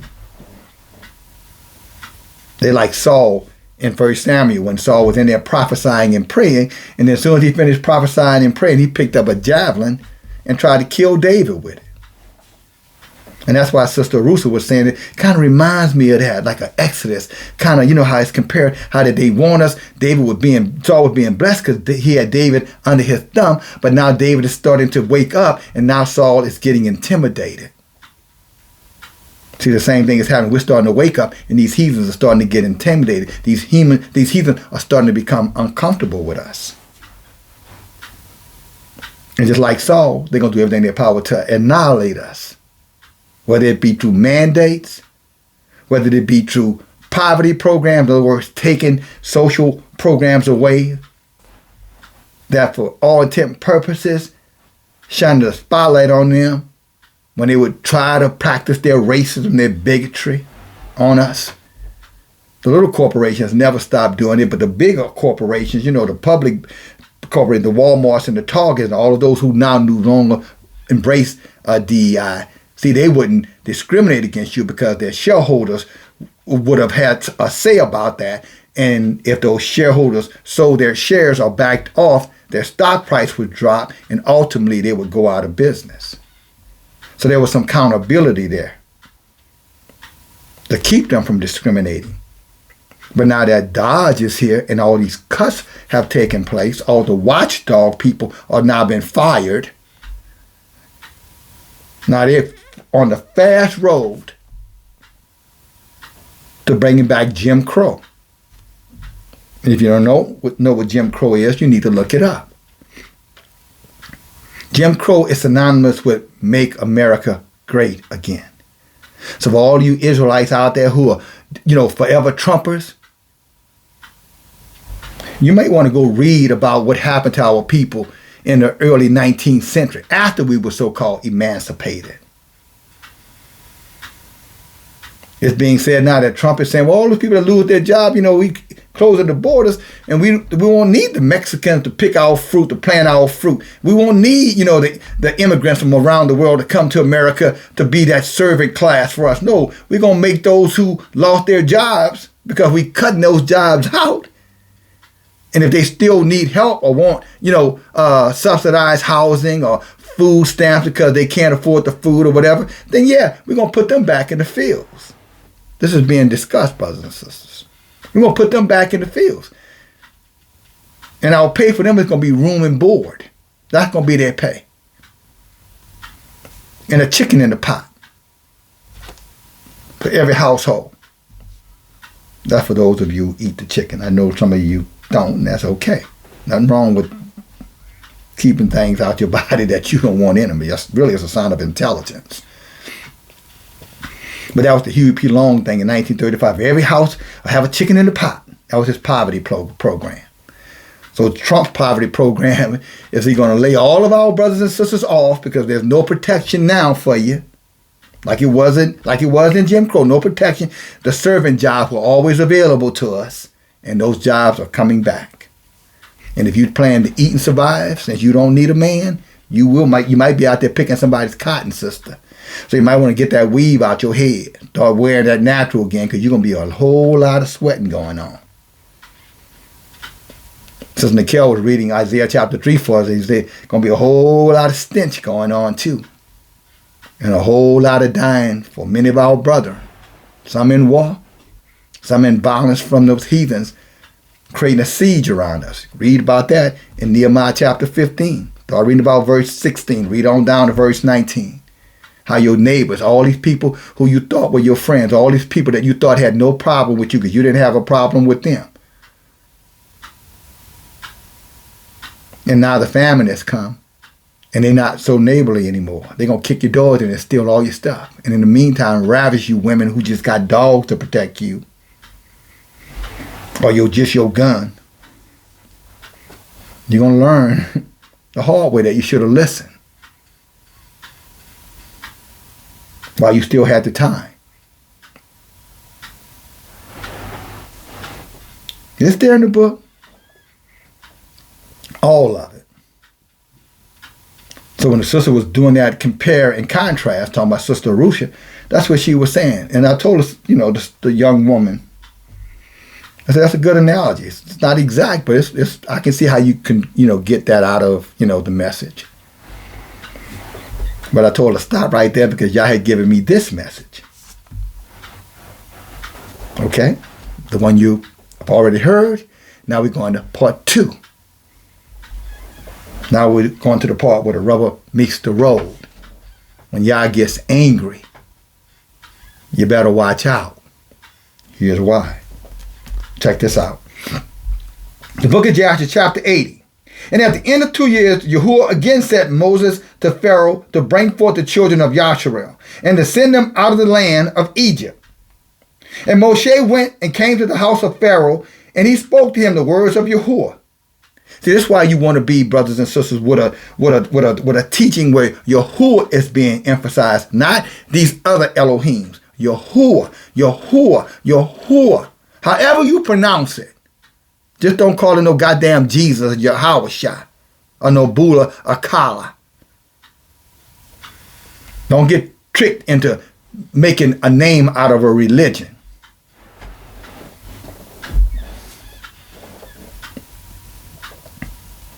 And Moses went and he came to the house of Pharaoh, and he spoke to him the words of Yahuah, who had sent him. Who sent Moses? Yahuah sent him. Who sent me? Yahuah has sent me. And I can look you right there, and those beautiful little brown eyes you have, or green. Maybe feel you got blue ones. Yahuah sent me. And no, he didn't ask your permission. He just called me. And I said, here I am. So here we go. Here we are. Shall we continue on?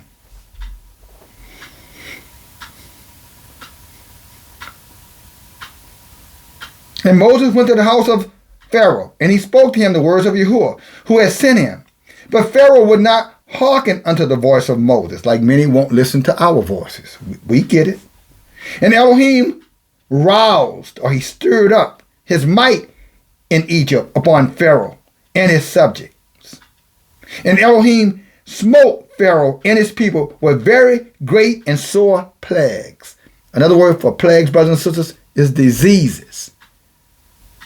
Heart disease, liver disease, all the different cancers, diabetes, eye disease, like glaucoma, other issues, gout diseases, warps on your bodies.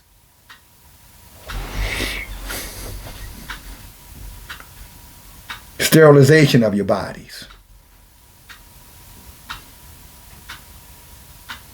So now, because of rebellion, Yah said, okay, I'm going to get you sick. He doesn't change. And look at sickness all around us. Look at the drug abuse, which is another disease. Alcoholism, another disease. Anxiety, depression, another disease. Hopelessness. Can't focus. That's another disease. The disease of not having to be able to be single-minded, absent-minded, forgetful. Another disease. Some of these diseases are coming from the sky. Rain, water, food. And some are coming from some of the things that some of our people decided to trust man, who you claim you don't trust. And they let you give you that serpent pus. The serpent pus. We'll call it the serpent pus. P-U-S. Serpent pus. A lot of our people give them the serpent pus. Y'all know what I'm talking about. And that's not over with yet. I know for some of you it's been years, and I feel something wrong, but I'm still here. Well, 2025 hasn't ended yet. The great plague, the great exodus is starting to take shape. Let's see where you'll be at the end of 2025 before you start boasting and bragging and calling us liars. Let's get on here. So he smote the people with very great and sore plagues. Verse 3, and with all their streams and rivers. And when the Egyptians came to drink when the Egyptians came to drink water and drew water, they looked into the pitcher, and behold, all the water was turned into blood. And when one came to drink from his cup, the water in his cup became blood. And this is the power of Yahuah, brothers and sisters. This is beyond anything men can do. A lot of these things that are happening right now, brothers and sisters, that's not man doing it. That you think is men doing it. because you trust in man. You think it's technology. You think it's progress. You think it's intelligence, artificial intelligence. No, it isn't. It just appears that way to men because men didn't know this stuff existed, but it has always been here. By the hieroglyphics, all in these different drawings, when they go all over this earth, they go in these big old places in these tombs and caves and high places, these mountains, these low valleys, and they say all kind of writing and stuff, showing giants, showing all kind of intelligence. You look at buildings and structure, infrastructure, big structures, building structures all over this earth that they can't explain who did it, how they did it, or why they did it. But it was done. There are many cities under the oceans. How did that happen? Let me think for a moment. Pangea. Pangea. Could that have anything to do with the flood in Noah's day? You know, when the whole earth was under the water and when the water succeeded, most of them was up on, remember, Mount, what that? I think it's Mount Seir, or what they were? Mount Arafat, I'm sorry. The ark landed up on a high place because there were still low places underwater. And some of those places never came from under that water. Still down there now. But the book is not real. Okay. Believe what you want to believe. Let's go on. Verse 4. And when the Egyptians came to, verse 5. And when a woman kneaded her dough and cooked her victuals, cooked her food, there was appearance of the appearance of the food was turned into a blood-like color. Here she's cooking. Started with water. Now she's looking down there. How this stuff turns red? Where did that come from? You can imagine the dread. And that dread is coming again. In many cases, it's already here. But let's continue. Verse 6. And Yahuah sent again and caused all the waters to bring forth frogs. And all the frogs came into the house of the Egyptians. And when the Egyptians drank, their bellies were filled with frogs, and they danced in their bellies, and they danced when they were as they danced when the frogs were in the river. So that frog, it didn't matter where it was. But for the Egyptians, it most certainly did. How that got in here? I guess the Immaculate Conception story. How that baby got in married from the Holy Ghost? Can't believe how many people still believe that lie. Verse 8. And all the drinking water and all the cooking water was turned to frogs. And also they lay in their beds. When they laid in their beds, their perspiration, their sweat, bred frogs. Frogs saw the perspiration and came in there and said, hey, let's hang out here. Making them little baby tadpoles, baby frogs. You know, little tadpoles, some of them you can't even see them. You have to have a microscope to see them. So don't tell me that this is not true. How could that be, brother? You're thinking about a toad frog. We're talking about frogs in their infancy. You know what a tadpole is? You know what I'm talking about. I don't know what name you have it in your country, but we call them tadpoles. Little tiny little, they look like little cells under a microscope. Some of them you can't even see with your natural eye, but give it time. So yes, this did happen. Verse 9. Notwithstanding, in all this anger, Yahuah did not, and notwithstanding all this, the anger of Yahuah did not turn from them. And his hand was stretched out against all of Egypt to smite them with every heavy plague.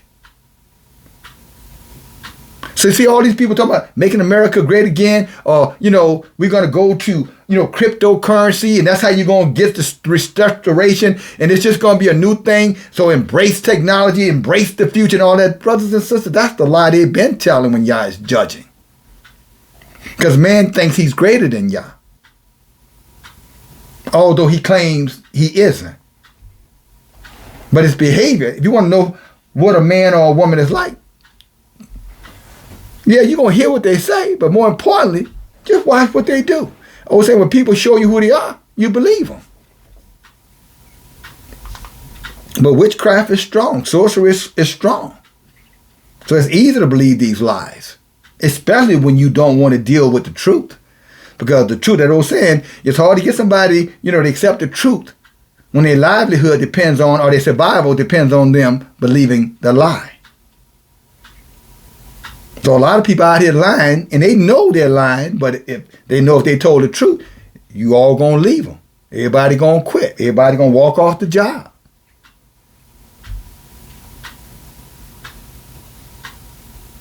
So they lie. Tell you America's going to be great again. The economy is doing well. Even though everybody's like, what economy? We're going to start building. We're going to tame the Gulf of Mexico into the Gulf of America. Everybody like, yeah. See, Trump is making America great again. All lies. But a hopeless people pretty much believe any goddamn thing. Because Yah is judging them.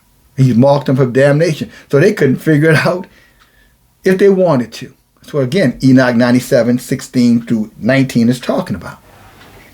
Yah marked them for damnation, so it doesn't matter. That's why Saul was in there praying and still had a murder spirit in his heart towards David. Praying all day long, just praying, and nothing changed about the man. He was just getting worse.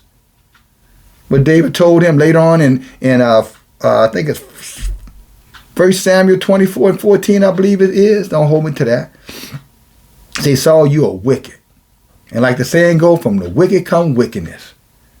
Same thing that, and David was quoting to Saul the same thing that the people said about the son of Nimrod, Merlin. He said Merlin is just as wicked as his father Nimrod was. But as the saying goes, from the wicked comes wickedness. You know a tree by the fruit that it bears. That's why Yahuah said, I look at their fruit. I'm looking at what you're doing. I don't care about what you say. It matters, but not as much as what you do. So do what's right if you want to live. Survive what's coming. And we know the only thing that's right is Yah's Torah and believing in the one sovereign king of Yasharel, Yahuah. Let's go. Verse 9. Notwithstanding all this anger, Yahuah did not turn from them. And his hand was stretched out against Egypt to smite them with every heavy plague. And he sent and he smote their dust with lice. And the lice became in Egypt the height of 2 cubits. A cubit is 18 inches. So the lice were 3 feet off the damn ground, brothers and sisters, if you can believe it. What? 3.2 feet. To be exact. A cubit is 18 inches.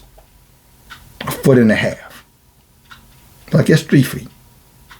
I got it right the first time. The lice was that high. Can you imagine seeing lice? You know what lice are, right? Tell me that's not a fearful sight to behold. And it was from Yah. When anything they could do about it. All the technology, all the weaponry, all the intellect, all the intelligence, all the smart ones, all the clever ones, all the witches, all the warlocks, all the sorcerers, all of the enchanters, all the sages, the king's men, counselors, the governments of the world, none of them could do anything about it. And like it was then, it's about to begin right now. The second time around, but the final time. Well, let's continue. Verse 11, the lice were so very numerous in the flesh of a man and beast and in all the inhabitants of Egypt. Also upon the king and the queen Yahuah sent lice. So your Trumps and Yings and Putins and all the rest of them. Bolsonaro, Brazil, they're not escaping. The to-dos, the Canadians ones, the Mexican president, female, her, none of them are going to escape this. Trump can get in the beast, that automobile he drives around the beast. The beast ain't going to save him. It's interesting they would name it the beast. Something wicked tied into that. And I ain't talking about no damn mark of the beast either. So cut that out. That's not real. The lice were also very numerous in the flesh of man and beast, and all the inhabitants of Egypt, and also upon the king and the queen Yahuah sent lice. And the lice, and it grieved Egypt exceedingly on account of the lice. I never told you, mama told you, lay down with dogs, you come up with fleas. Boy, they were really getting it. They put their hands on Yah's treasure, Yah's jewelry, Yashua. Why do you think the Jews call themselves Jews? Jewelry. They're clever. Well, we don't call ourselves Jews. We're Yashua. We're not Israeli. We are Israel. Yashua. Israel, however you want to say it. Verse 12. Notwithstanding this, the anger of Yahuah did not turn away, and his hand was still stretched out over all of Egypt. So they can run into the caves. These people can get their bunkers. They can go try to get to Mars. They can try to get wherever their space rovers. They can do all that stuff, brothers and sisters. They are just wasting their time. And you know what's really sad about it? They know it. But they got to keep you entertained, brothers and sisters. They got to keep you. See, no, look at things of progress. Look at all these new buildings come up. Look at these smart cities coming. And now you over there looking at you. Well, it can't be the end. If it was in, why are they doing all this stuff? Brothers and sisters. It's just a big stage show. Give the people bread. Give the people entertainment. Isn't that what Caesar said? You can do whatever the hell you want to do. They're not going to pay attention. They're going to think everything is all right. How can it be bad? We got a concert this evening to go to. How can it be bad? You know, the Super Bowl coming up. The NBA Finals coming up. The women's college basketball tournament is coming up. It's baseball season. The new season of American Idol is coming up. See, it's got to be right. Look, nothing has changed. That's called sorcery. You're not supposed to notice things have changed. Except you have eyes to see and ears to hear. Except you have an aggressive heart, not a lazy heart. In other words, you're putting in that work before Yahuah, and Yahuah is revealing these things to you. You're not just pining away. Sitting, watching the clock. Can't wait to go on break. Can't wait for Yahuah to come. He's already here. Always been here.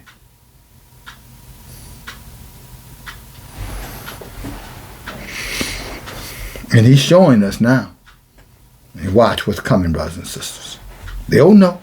Again, when Yahuah gets angry, you better watch out. And he's angry now. Verse 13. And Yahuah sent all kinds of beasts of the field into Egypt. And they came and they destroyed all of Egypt, man and beast and trees and all the things that were in Egypt. And Yahuah sent fiery serpents and scorpions and mice and weasels and toads, together with other creepings in the dust. Insects that you could see, insects that you couldn't see, carrying germs and plagues and diseases. For all you people who don't practice good sanitary behavior, you might want to rethink that. Drinking this water out of your faucets and stuff. All the parasites that's in there. Not washing yourself every day thoroughly. You might want to rethink it. I'm not talking about putting no mask on. I'm talking about get this covering on you. And when you get this covering on you, Yah show you what to do and what you don't have to do. See, some of us didn't have to go get, the serpent pus. Because we were just trusting Yahuah all the way. It's not to judge those that did. And I'm saying you didn't trust him. But I'm just telling you that's why some of us didn't do it.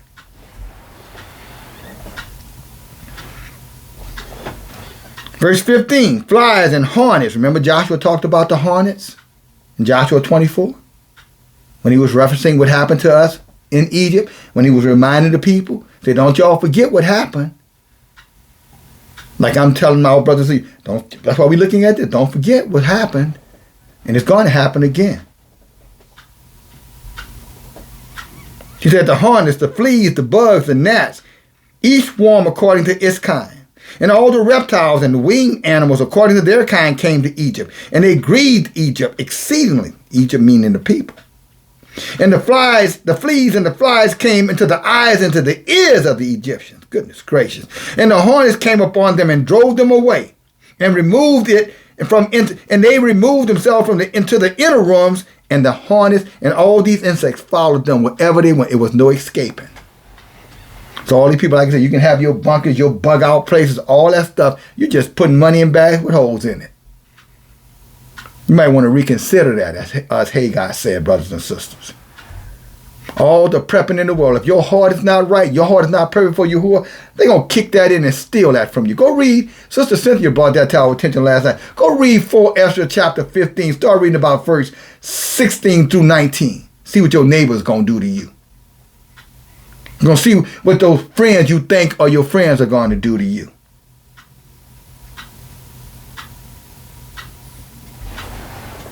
Read it. Again, 4 Ezra, Nehemiah, 4 Ezra chapter 15. Start reading at verse 16 through 19. If time permits, we may go there. But if we don't, I just told you where you can find that. Ain't no running from this. No one's going to escape this judgment. Some of us are going to be protected from the wrath of Yahuah, but nobody's escaping the event. Nobody's escaping this. This is world-ending events that's coming here, brothers and sisters. Everybody going to witness this. If you got breath in your body, you're going to witness this. Has nothing to do with what you believe or don't believe, or the color of your skin, or whether or not you're an Edomite or an Israelite. None of that even matters. You're going to see this. The question is, what side you going to be on? Are you going to be on the side of the majority? Or are you going to be on the side with the small righteous remnant? Some are going to experience it. Others are going to watch some experience it. We're going to be the ones over here watching it. Not the ones over there being a part of it. At least that's the goal. That's the intention. I know I'm not going to be over there. I'm not getting up at 3 o'clock in the morning because, the sun is shining. Get some sun on my skin. No, I'm getting up at 3 in the morning because I love my brothers and sisters and I love Yahuah. And I'm going to do everything in my power to help you help yourself. The ultimate self-help program is this channel. Hallelujah. Verse 18. And any hornet that came upon them and drove them away, they removed it into their inner rooms, and it pursued them there. They removed themselves, and the hornets pursued them wherever they went. Verse 19, and when the Egyptians hid themselves on the account of the swarm of the animals, they locked their doors after them, and Elohim ordered the cellulite, which was in the sea, to come up and go into Egypt, a sea creature. For all of you who don't believe that they're sea monsters. I was talking about this last night.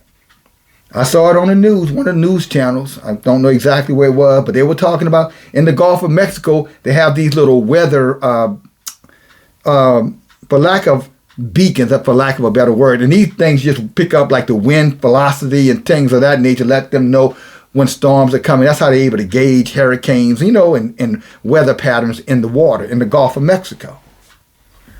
And they were showing that there was a weather pattern that had come through, and this beacon picked it up. And then the weather pattern went through. But then all of a sudden, another weather pattern showed up. And they looked for it. They said, well, this is not a weather pattern. There's no rain or nothing. What is this thing?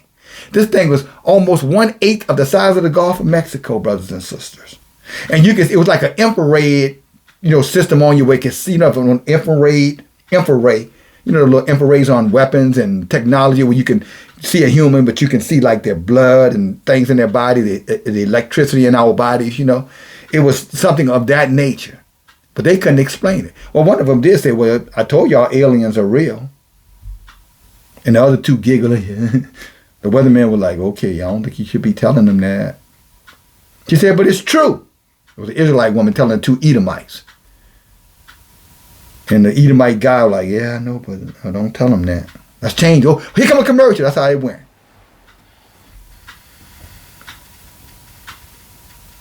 You wonder why Trump wanted to name it the Gulf of America? Maybe he's trying to make friend with whatever's down there. So if we call it the Gulf of America, the death angel will pass over us.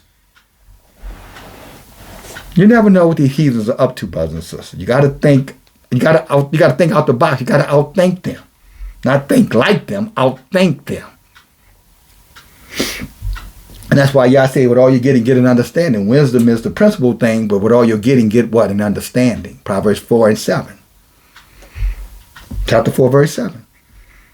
But this cellulite, which was in the sea, came up, and it went into Egypt.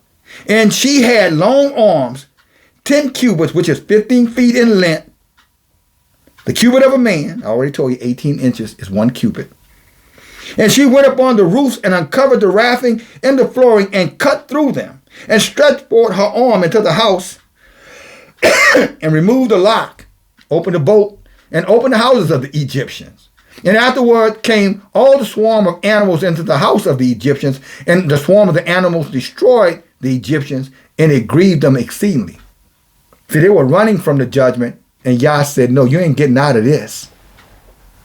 Yah sent a sea monster, and the sea monster went in there and unlocked and let those things, those plagues, all those things that we read about, let him in.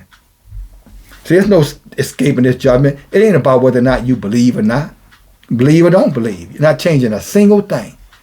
Only thing you can change is what's going to happen to you if you choose to, except you be marked as a reprobate. And yes, that can happen. Y'all give you only but so many times to accept this truth. Then after that, he moves on. I don't care if it's your children or not. Remember, the book of Ezekiel 14 said if it's Daniel, Job, and maybe it was Noah.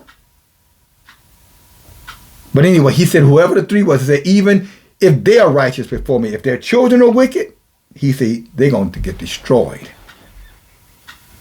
So we always talk about all skin folk, right? It's not kinfolk. And there are a few righteous strangers who going to get in, by the way.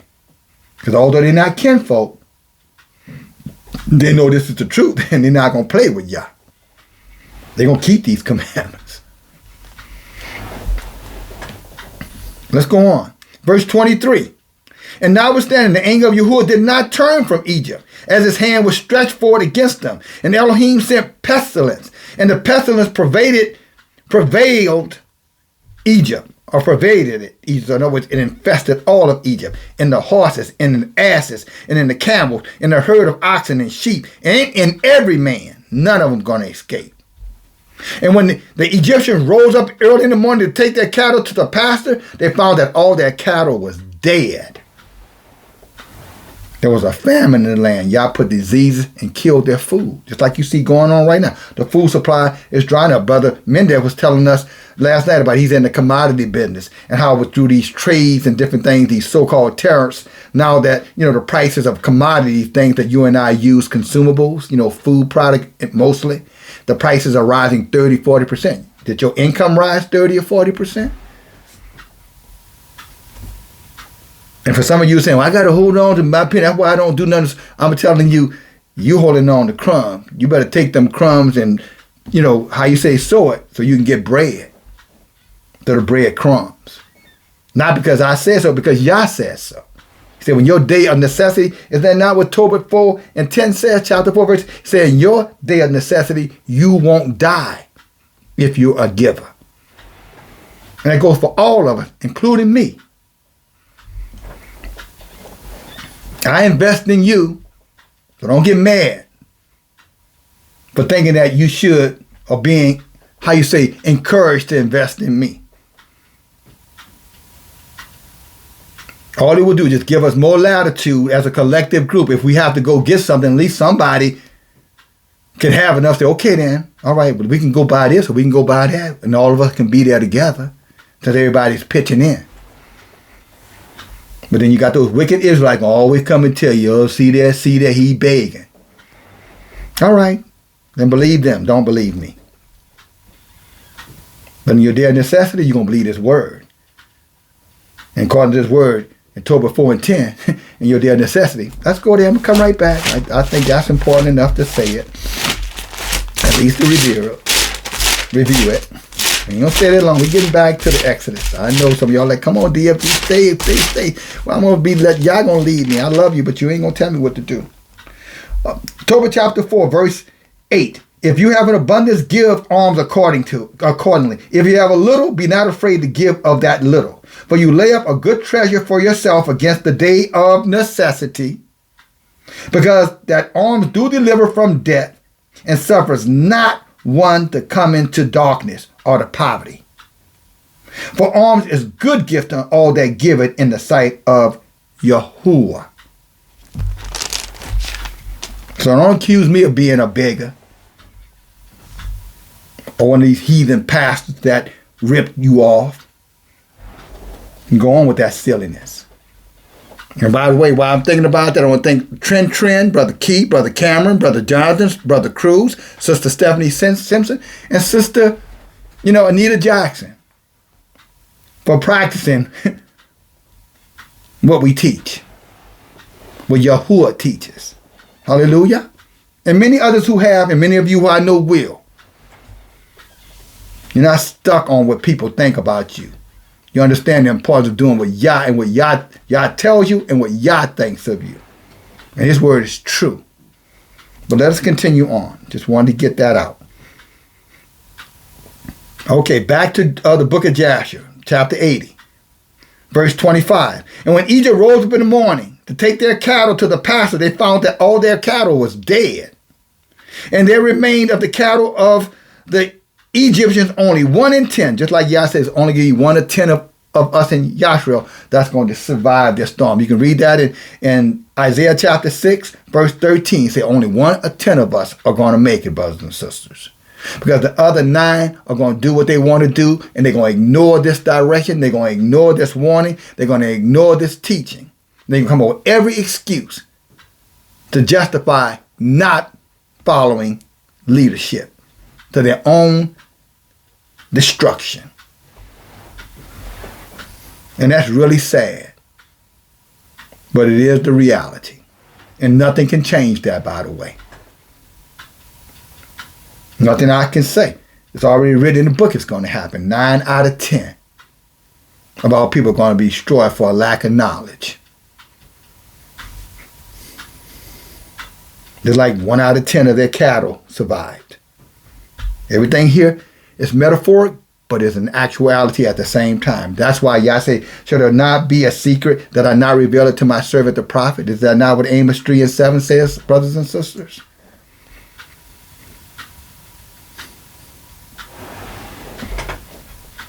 Let's continue on. Verse 27. And Elohim sent a burning inflammation in the flesh of the Egyptian. When you look at Isaiah chapter 3, I think Sister Nicole was reading that last night for us. We had asked her to read it.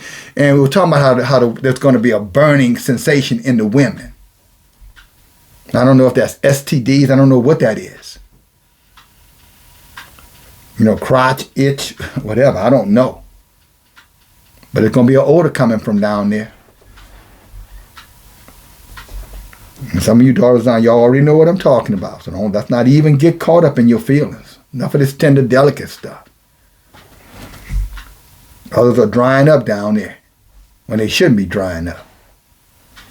Maybe y'all trying to tell you something. Let's go on. And Elohim sent a burning inflammation in the flesh of the Egyptians, which burst their skins, and became a severe itch in all of Egypt, from the soles of their feet to the crowns of their head. And many boils were in their flesh, that their flesh wasted away and became rotten, and they had a putrid smell to them. They stunk.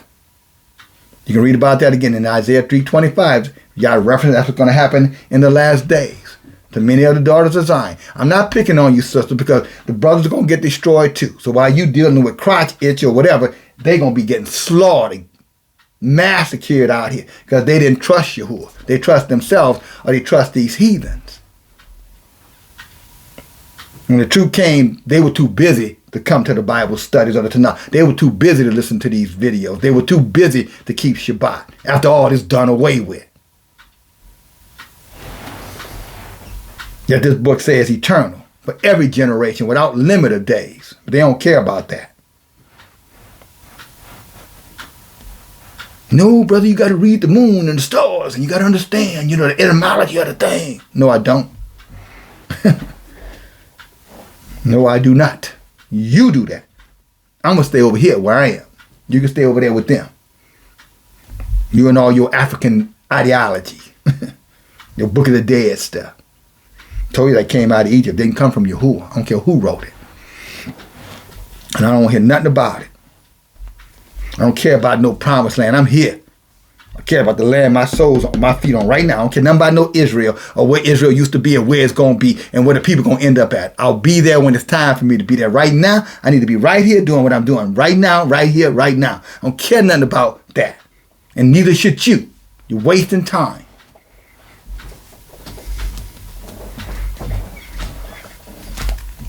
That you're not going to get back. So they were stinking, their body was rotten and putrid. Verse 29, notwithstanding this, the anger of Yahuah did not turn away, and his hands were still stretched out over all of Egypt. And Yahuah sent a very heavy hail, which smote the vines and broke the fruit trees and dried them up, that they fell upon the ground. Also every green herb became dry, and it perished. For a mingling fire descended amidst the hail, and therefore the hail and the fire consumed everything that had fallen down onto the ground. So all the food and stuff was gone. Wasn't nothing left to eat. Why do you think that you read over, and we were talking about the other night, last night, Deuteronomy 28 and 53. Again, Sister Ellis was reading that for. And I just call out the names because we participate in the Zoom call.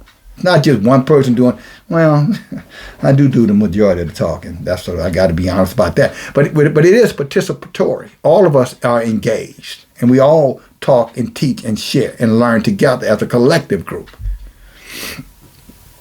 And then it said that what? You're going to be eating the children. First they're going to eat their own flesh, and then they're going to eat their children. Now don't get mad at me. That's what the book says. You better deal with this. And they were talking about Egypt. It was talking about Yasharel. This is talking about the Egyptian. Over there, that's talking about us.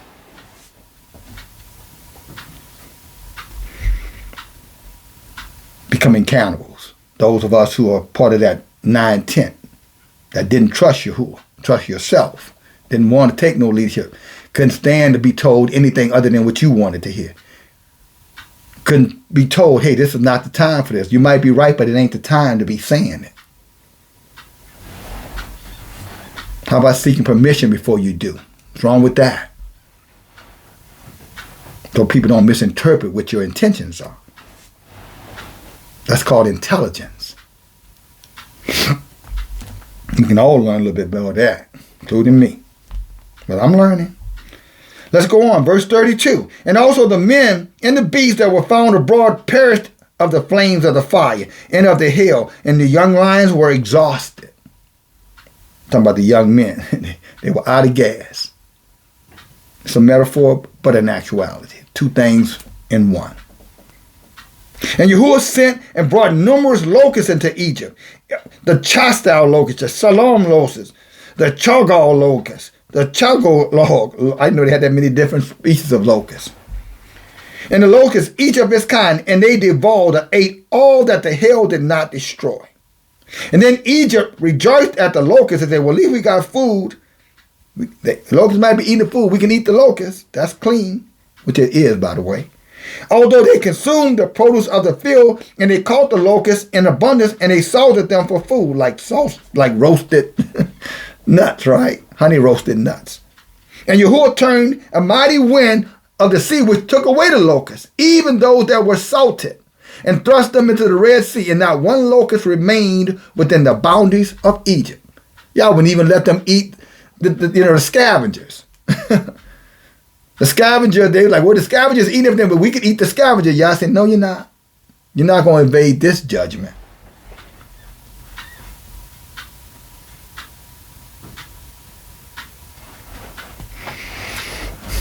See why this is important, brothers and sisters, to study this out and read this out and look at this closely with open eyes and open ears so that we understand that which we are reading, so we can have a better, at least, back to the word, I don't want to use the word twice, but, just so our knowledge can be increased. How about that? So we can execute it properly. Verse 36. And Yahuah sent darkness upon Egypt, that the whole land of Egypt and Pathro became dark for 3 days, so that man could not see his hand when he put it and lifted it up to his mouth. Think about how black that has to be. Again, y'all know how I am. If you there, you did it, I'm going to give you credit for it. Sister Arusha brought that up. She said, she said, I fear Yahuah. She said, I hear some of our brothers and sisters say they don't fear, they can't wait. They're ready to fight. She said, but I'm not saying they're wrong, but I fear Yahuah. So I fear being enclosed. She's like being in Sheol, which, is another word for the grave. And down there in a little small box, and you locked up down there for eternity and you can't get out. She said, I dread that. She said, how dreadful would that be? And I told her, I said, sister, don't say anymore because you about to talk about the lesson today. She knows I said it. Everybody who was there knew I said it. And sister, this is why I said it, because you were on point. You were just bearing witness of what I was going to be teaching, and that's a beautiful thing. But you're not the first. Many of the sisters and I have had conversations, brothers too, and y'all just confirmed the word. You were just an affirmation or confirmation because your heart is pure. That's for any of it. If your heart pure, y'all say, should there be a secret I not reveal it to my prophet, and my prophet going to reveal it to you? And I'm going to use witnesses around you, wise counsel. They're going to see it too. That way, if that every word be established by 2 or 3 witnesses. Is that not what the Torah tells us? So the sister was a witness last night to what we're talking about today. Shabbat. As the sun starts to come up. Hallelujah. 2 hours and 15 minutes in. Still got some ways to go, so I'm going to read a little bit faster. Because nothing's going to change. The judgment is going to come. But anyway, the putrid smell, the food drying up, the animals eating up everything, insects eating up everything. Y'all creating famine in the land, diseases in the land. Sound familiar, brothers and sisters? All these strange weather patterns killing off everything. 1 minute, hot, cold, snow in New Orleans, and then summertime in New England. At the same time, it's snowing in New Orleans.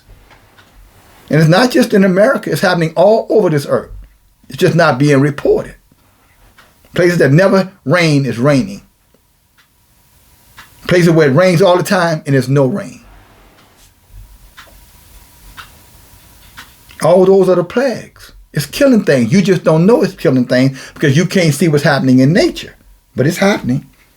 A lot of things that we need to survive on is being killed, eliminated. That's why these diseases and stuff are going to really intensify. That's why I tell my brothers and sisters all the time. The first time I got this was given to me as a gift from a very special person. And I appreciate it. And this is the good stuff, like molasses. Look at that. See how it comes down? You don't get this at Walmart. Nor should you be getting it from Walmart.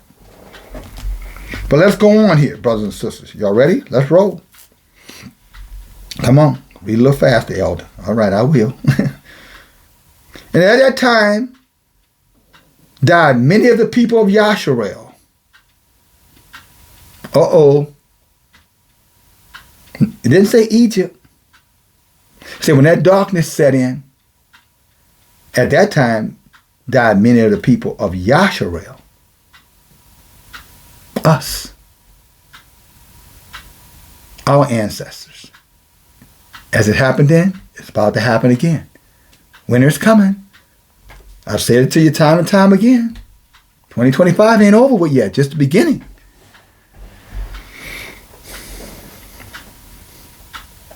These heathens did a lot of stuff to our people over the last 4 or 5 years.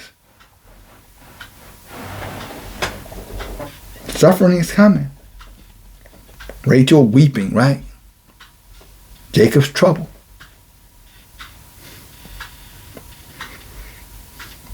Verse 37, in that time, many of the people of Yasharel who rebelled against Yahuah, didn't want to hear this truth, and who would not hearken to Moses, didn't want to listen to the prophets, the messengers, and believed not and believed not that Elohim had sent us. And sometimes I can tell when I listen to people's voices, and sometimes I can see it in their faces, their disposition, that they are envious and they don't like me telling them something. They don't like the way I say it. or they don't like what I'm implying.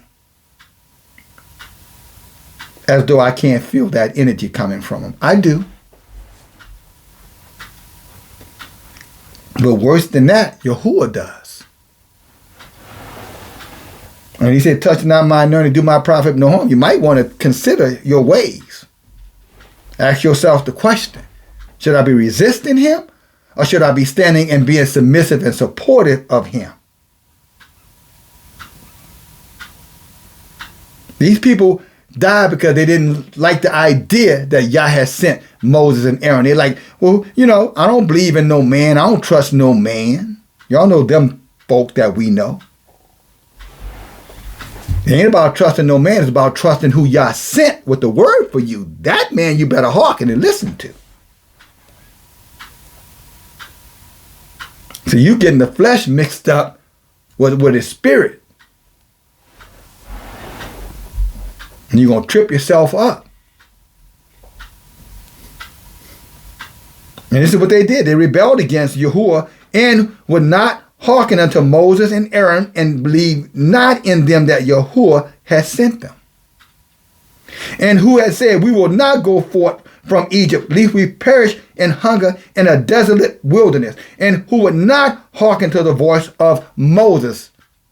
Now here it is. They're looking at Moses. Who made you king, Moses? Moses, who made you the prophet? And so it's not strange for people to attack this ministry. It's strange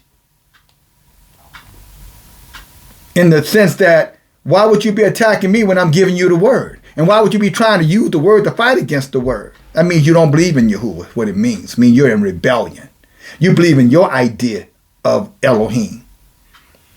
The one that you created in your mind, not the real one. Not the one, that make it alive. The one that kill as well. The one that do good and evil. No, you don't believe in that one. You believe in the fairy tale one. The tender, delicate one, right? The Christian ones, or the non-Christian now. All the Christians that become non-Christian, but they're still practicing Christianity. How weird is that? Call it delusion. A difference without a distinction. Marked for damnation, better say it. Verse 39. So they didn't want to listen to the prophet. Verse 39, and Yahuah plagued them in the 3 days of darkness, and Yahshua burned them in those days without Egypt knowing of them or rejoicing over them. So a bunch of our people are going to die because they don't want to hear this truth. They're attacking the messenger instead of listening to the message. Confusing the messenger with the message.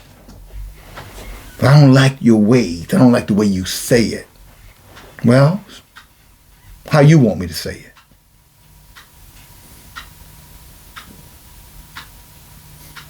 Now, should I take orders from you, or should I take them from Yahuwah, who says, spare not, cry aloud, lift up your voice like a chauffeur? Who you think I should listen to? If I was wise, who you think I would listen to? If I'm sent of Yahuwah, who you think I would listen to? But that's who I'm going to listen to. And settle that right now.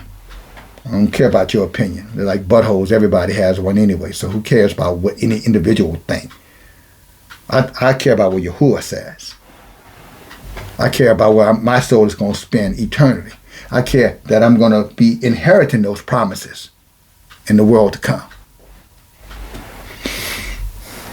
So I'm not going to get tied down and boggled down about what you think of me. It matters, but not to the degree that you're going to change me. Ain't stopping. Nope. To death do we part. Verse 40. And the darkness was very great in Egypt for 3 days, and any person who was standing when the darkness came remained standing in his place, and he was sitting remained sitting, and he that was lying continued lying in the same state, and he that was walking remained sitting upon the ground in the same spot. And this thing happened to all of Egypt until that darkness had passed away. Y'all paralyzed everything. All the economy got shut down. It's going to happen again, brothers and sisters. An EMP strike is going to hit. Remember, I told you that. And everything that you know of is going. Your car going to shut down. Your internet going to shut down. Your refrigerator going to get shut off. Everything. You're not going to be able to get any gas. You're not going to be able to do anything. You're going to be in darkness. You're going to be able to make a move. You're going to be stuck wherever you are. Now, don't you think you want to be with Yahuah? So if you are stuck where you are, Yahuah protecting you anyway? Now, you ask yourself that question. If you're as smart as you profess to be, while you're over there worrying about trying to tell me how to teach, or what I should know, or what I don't know, even worse. Why don't you ask yourself the question, where you going to be when the lights go out? When it's so dark you can't see your hand going in your mouth. With all your knowledge. You tell me what that's going to do for your soul. Otherwise, you can keep that. I'm concerned about my soul and the soul of my brothers and sisters, not your information. So I'll tell you peacefully, leave me the hell alone with that foolishness. I don't care what you think. I don't care what you know. I take my orders from Yahuah. It's called prophet. You get it? Messenger. DFG-End their messenger. Oh, you arrogant. No, I'm not. I'm honest. No, you proud. No, I'm confident. No, you're toxic. I'm a man. You're just not used to seeing one. We were here. There was a time when men, walked the earth. And we're back. I know some of you sisters hate it, but we're back. I don't know what you're going to do now. Well, I know what you're going to get you a dog. I forgot. Or a cat. That cleaner, right? But he ain't no man. Ain't going to save your ass. I mean, crap hits the fan, just so you know. Here we go. Let's move on. And behold, I come in the midst of the night amongst all of Egypt, and I will smite all their firstborn, from the firstborn of a man to the firstborn of a beast. And when I see your product, I will pass over you. Yah say, when I see that you're righteous before me, Yahshua, I'm going to spare you from all this wickedness. While they're afraid and about to get destroyed, we're going to be in a safe place saying, whew, here comes Yah. Whew, I made it. Whew, I'm glad I listened to Moses. Whew, I'm glad Yah sent DFG. Whew, I'm glad I didn't let my pride get in the way and cause me to be so foolish that I walked away. Whew.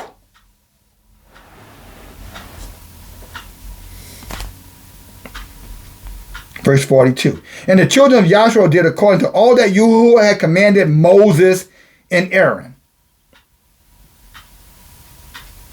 So be careful. You're talking about you don't trust no man. You better be careful to know that you better be listening to Yah's men, the one he chose. And you'll know them because they're always going to be talking about Yahuah. Verse 43, and it came to pass in the middle of the night, Yahuah went forth in the midst of Egypt and smote all the firstborn of Egypt, the firstborn of a man to the firstborn of a beast. And Pharaoh rose up in the night, the king now.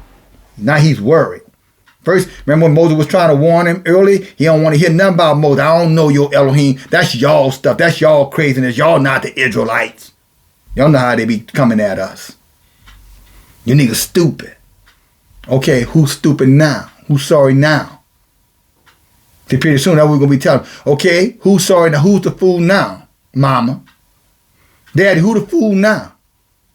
Brother, sister, who the fool now? The lights are going out. Nothing is working.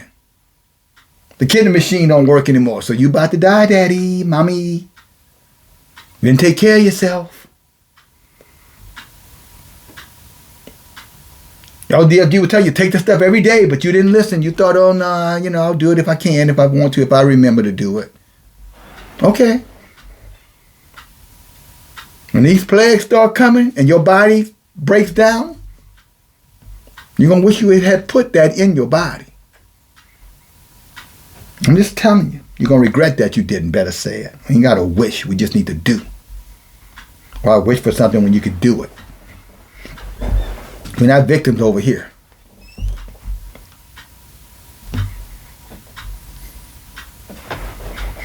We focus on being victorious, not being victimized.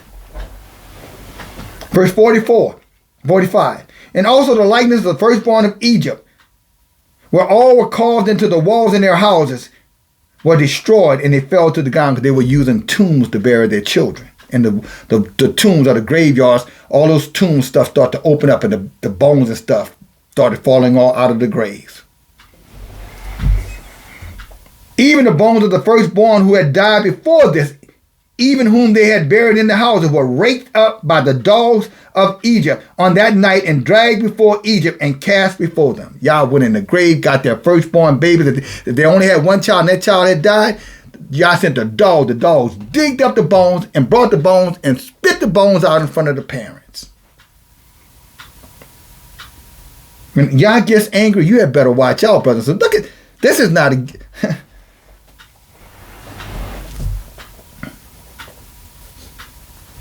Man, I'm telling you, I'm shocked at some of our people how they just tempt Yahuah.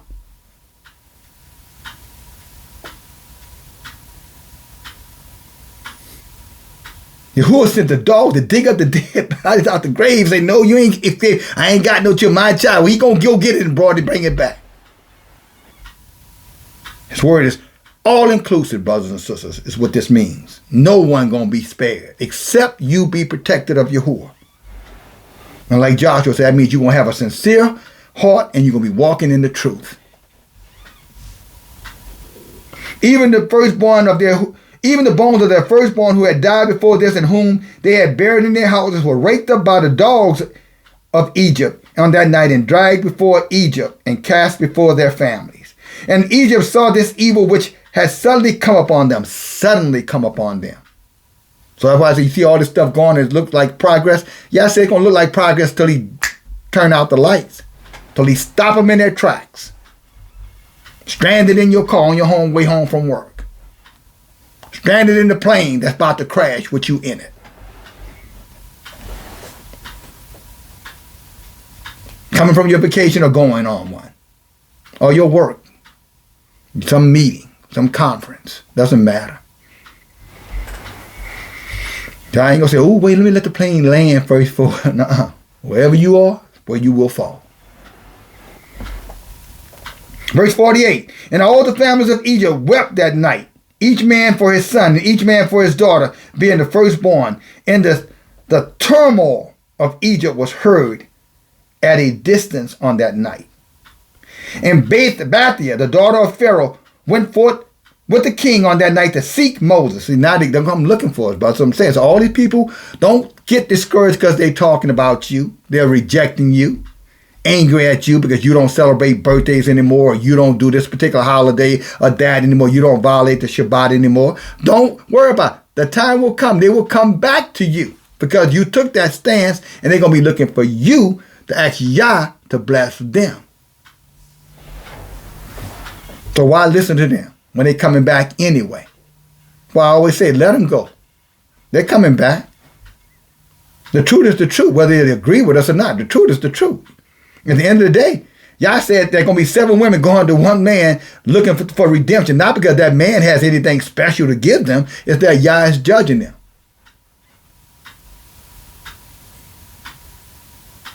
So they can shake their fists at Yah all they want. Say, I don't care what you say, I ain't doing it. Okay.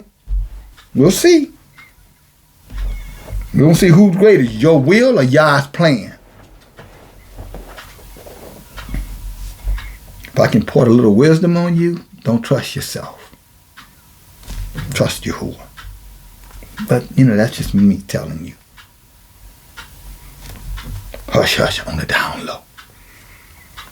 Not like wicked down low, I'm just saying. Little birdie said, you might want to give yourself up before you face the dread. You might want to submit yourself before you face the dread. You might want to repent before you face the dread. You might want to do a little contrition before you face the dread. You might want to look for a little reconciliation before, the dread comes. Just saying, quietly. But Bathia said to Moses, is this the reward for the good which I have done to you? See, now she's going to try to guilt trip him. who have reared you and stretched you out, who have brought you this evil, and now you brought this evil upon me and my father's house? And Moses said to her, surely the 10 plagues that Yahuah bring upon Egypt, did any of these occur to you? Any of them? Did one of them affect you? And she said, no. And then Moses said unto her, although you are the firstborn of your mother, you shall not die, and no evil shall reach you in the midst of Egypt. So Moses said, why are you over here talking to me? If it wasn't for what you did for me, you already be dead. Remember we read that in Tobit about how alms giving and things like that, when you do it is right in your day of necessity, Yah's not going to forget what you did. See, this is Moses right there saying to her, sister, the only reason why you're not dying is because of the way you treated me when I needed you. So yes, you're right, you did help me. And that's why you're still alive, is what he's telling her. And she said, what advantage is it to me then, when I see my king, my brother, and all his household, and the subjects in this evil, whose firstborn are perishing with all of the firstborn of Egypt? She said, well, everybody else is dying. What does it mean for me to be alive? And Moses said to her, surely your brother and his household and the subjects of the families of Egypt would not hearken to the words of Yahuah. Therefore, this evil did come upon them. He said, why are you complaining to me, Bethia? I told them, I warned them. They didn't want to hear me. You heathens out there, you're being warned too, even though you don't want to hear it either. Well, I'm not an Israelite, so I don't have to listen to. You got to listen whether you like it or not. But I know you won't, but you're going to hear it. Because Yahuah said so. Why I'm on this platform. Get it? But he's saying, why are you complaining? They had a chance to repent. They wouldn't do it.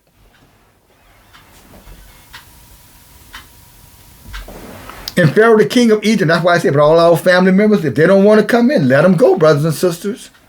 They had their opportunity. You have told them, you shared these videos with them. You've had conversations. We have created the platform. We've got Bibles. We've got all kind of, help tools in play for them. Help, what they call that? Help tools, right? Help. I forgot it's a word, another word. I can't think of it right now. But we've got all these things to help in play. Tanakh studies, Shabbat messages, weekly messages, 2 channels with them on there. So we've got a lot of stuff, help thyself. 2 kids that we're presenting, they don't want to hear it. They're too busy for this. The videos are too long. Make them 5 minutes. Just going on. You just go keep on doing. But when the day of judgment comes, just remember, ain't going to be no repenting then. Ain't no deathbed confession around here. When the light go off and you're in the darkness you shall be in. So you better come while you can. And that's not a threat. That's a warning. Verse 55, and Pharaoh the king of Egypt approached Moses and Aaron and some of the children of Yashrael who were with them in that place. And he prayed to them, saying, rise up and take your brother and all the children of Yashrael who are in the land with their sheep and the oxen, and all belonging to them, that they shall leave nothing remaining. See, now they want to give us back what they stole. Now they want to give us reparations. Now they want to restore us with reparation. But Yah says, too late. Too late. You had your opportunity. Too late. They're going to get their stuff anyway. Yah said, you should have gave us when they asked them 5-6 years ago for reparation. What they told us, we don't owe y'all nothing. Now they losing everything. You think Yah's not on our side, brothers and sisters? Yes, he is. And just like he judged Egypt for the way they treated us, he's judging America and the rest of this whole wicked nations all over this earth who have abused his chosen. He's judging them too. It don't matter where you are on this earth. Their recompense has come. And it's about to get a whole lot worse. In other words, it's about to get so dark they're not even going to be able to see the hand in front of their mouth, which means that starvation, diseases, mayhem, chaos is knocking on that door.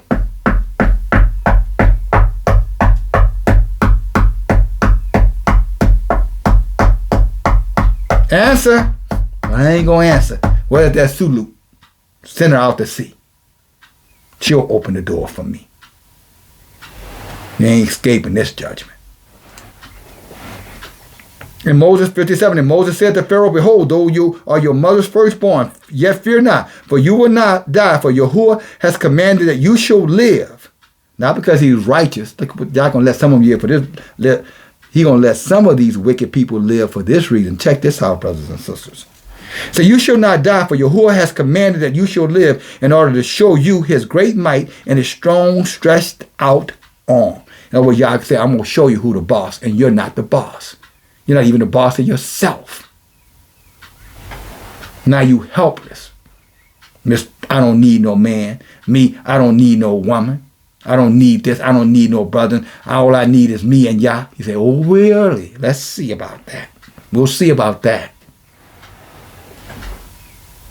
Because if you really were serving Yah, you would respect Yah's prophet and messengers. Otherwise, you'd be just like them Egyptians and say, well, Moses and Aaron talking about Yah sent them. How we know that? Well, Yah said, don't worry about it. Don't worry about it. Hell has enlarged itself. You dying tonight anyway, so don't worry about it. You won't have to listen to them. Give it a minute. And he's still saying the same thing. Let them blow us off. They're going to regret it. Just don't you be a part of it, brothers and sisters, okay? Chapter 80, verse 51. And Pharaoh ordered the children of Yasharel to be sent away, and all of Egypt strengthened themselves to send them. For they said, we are perishing. They're like, look, we better do something because y'all going to wipe us all out. And by the way, Pharaoh, I thought you said that, you were in charge. And I thought you said your gods, they gone. And Jesus was going to save us. And Yahuah was going to have 144,000 and send the chariots of the spaceships to give us. And I thought you said Jesus was coming on his horses with his 1,000 angels. What happened, Pharaoh?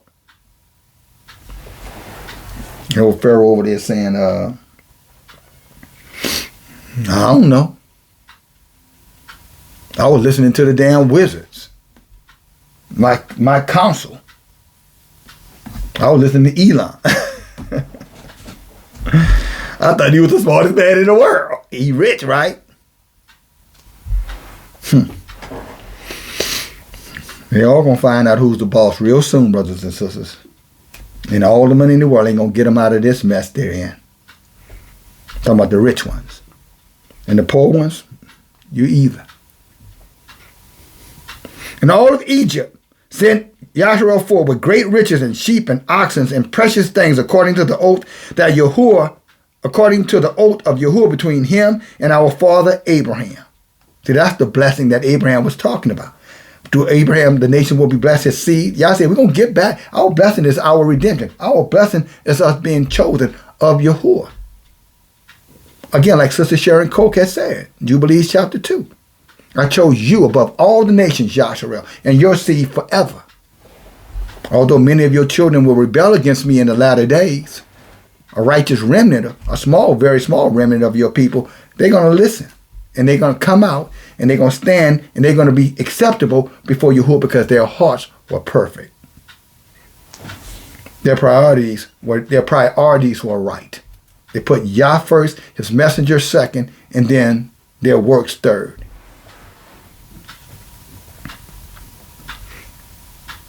Verse 60.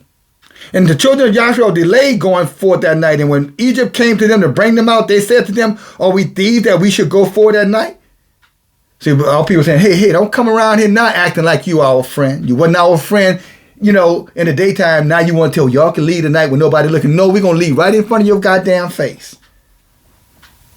Whether you like it or not, we're going to take back what is rightfully ours, and Yah said he don't give a damn what they think about it.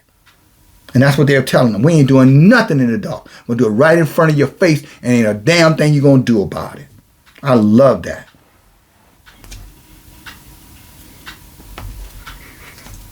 And the children of Yasharel asked of Egypt, or the Egyptians, vessels of silver, and they got it, and gold, and garments, and the children of Israel stripped Egypt.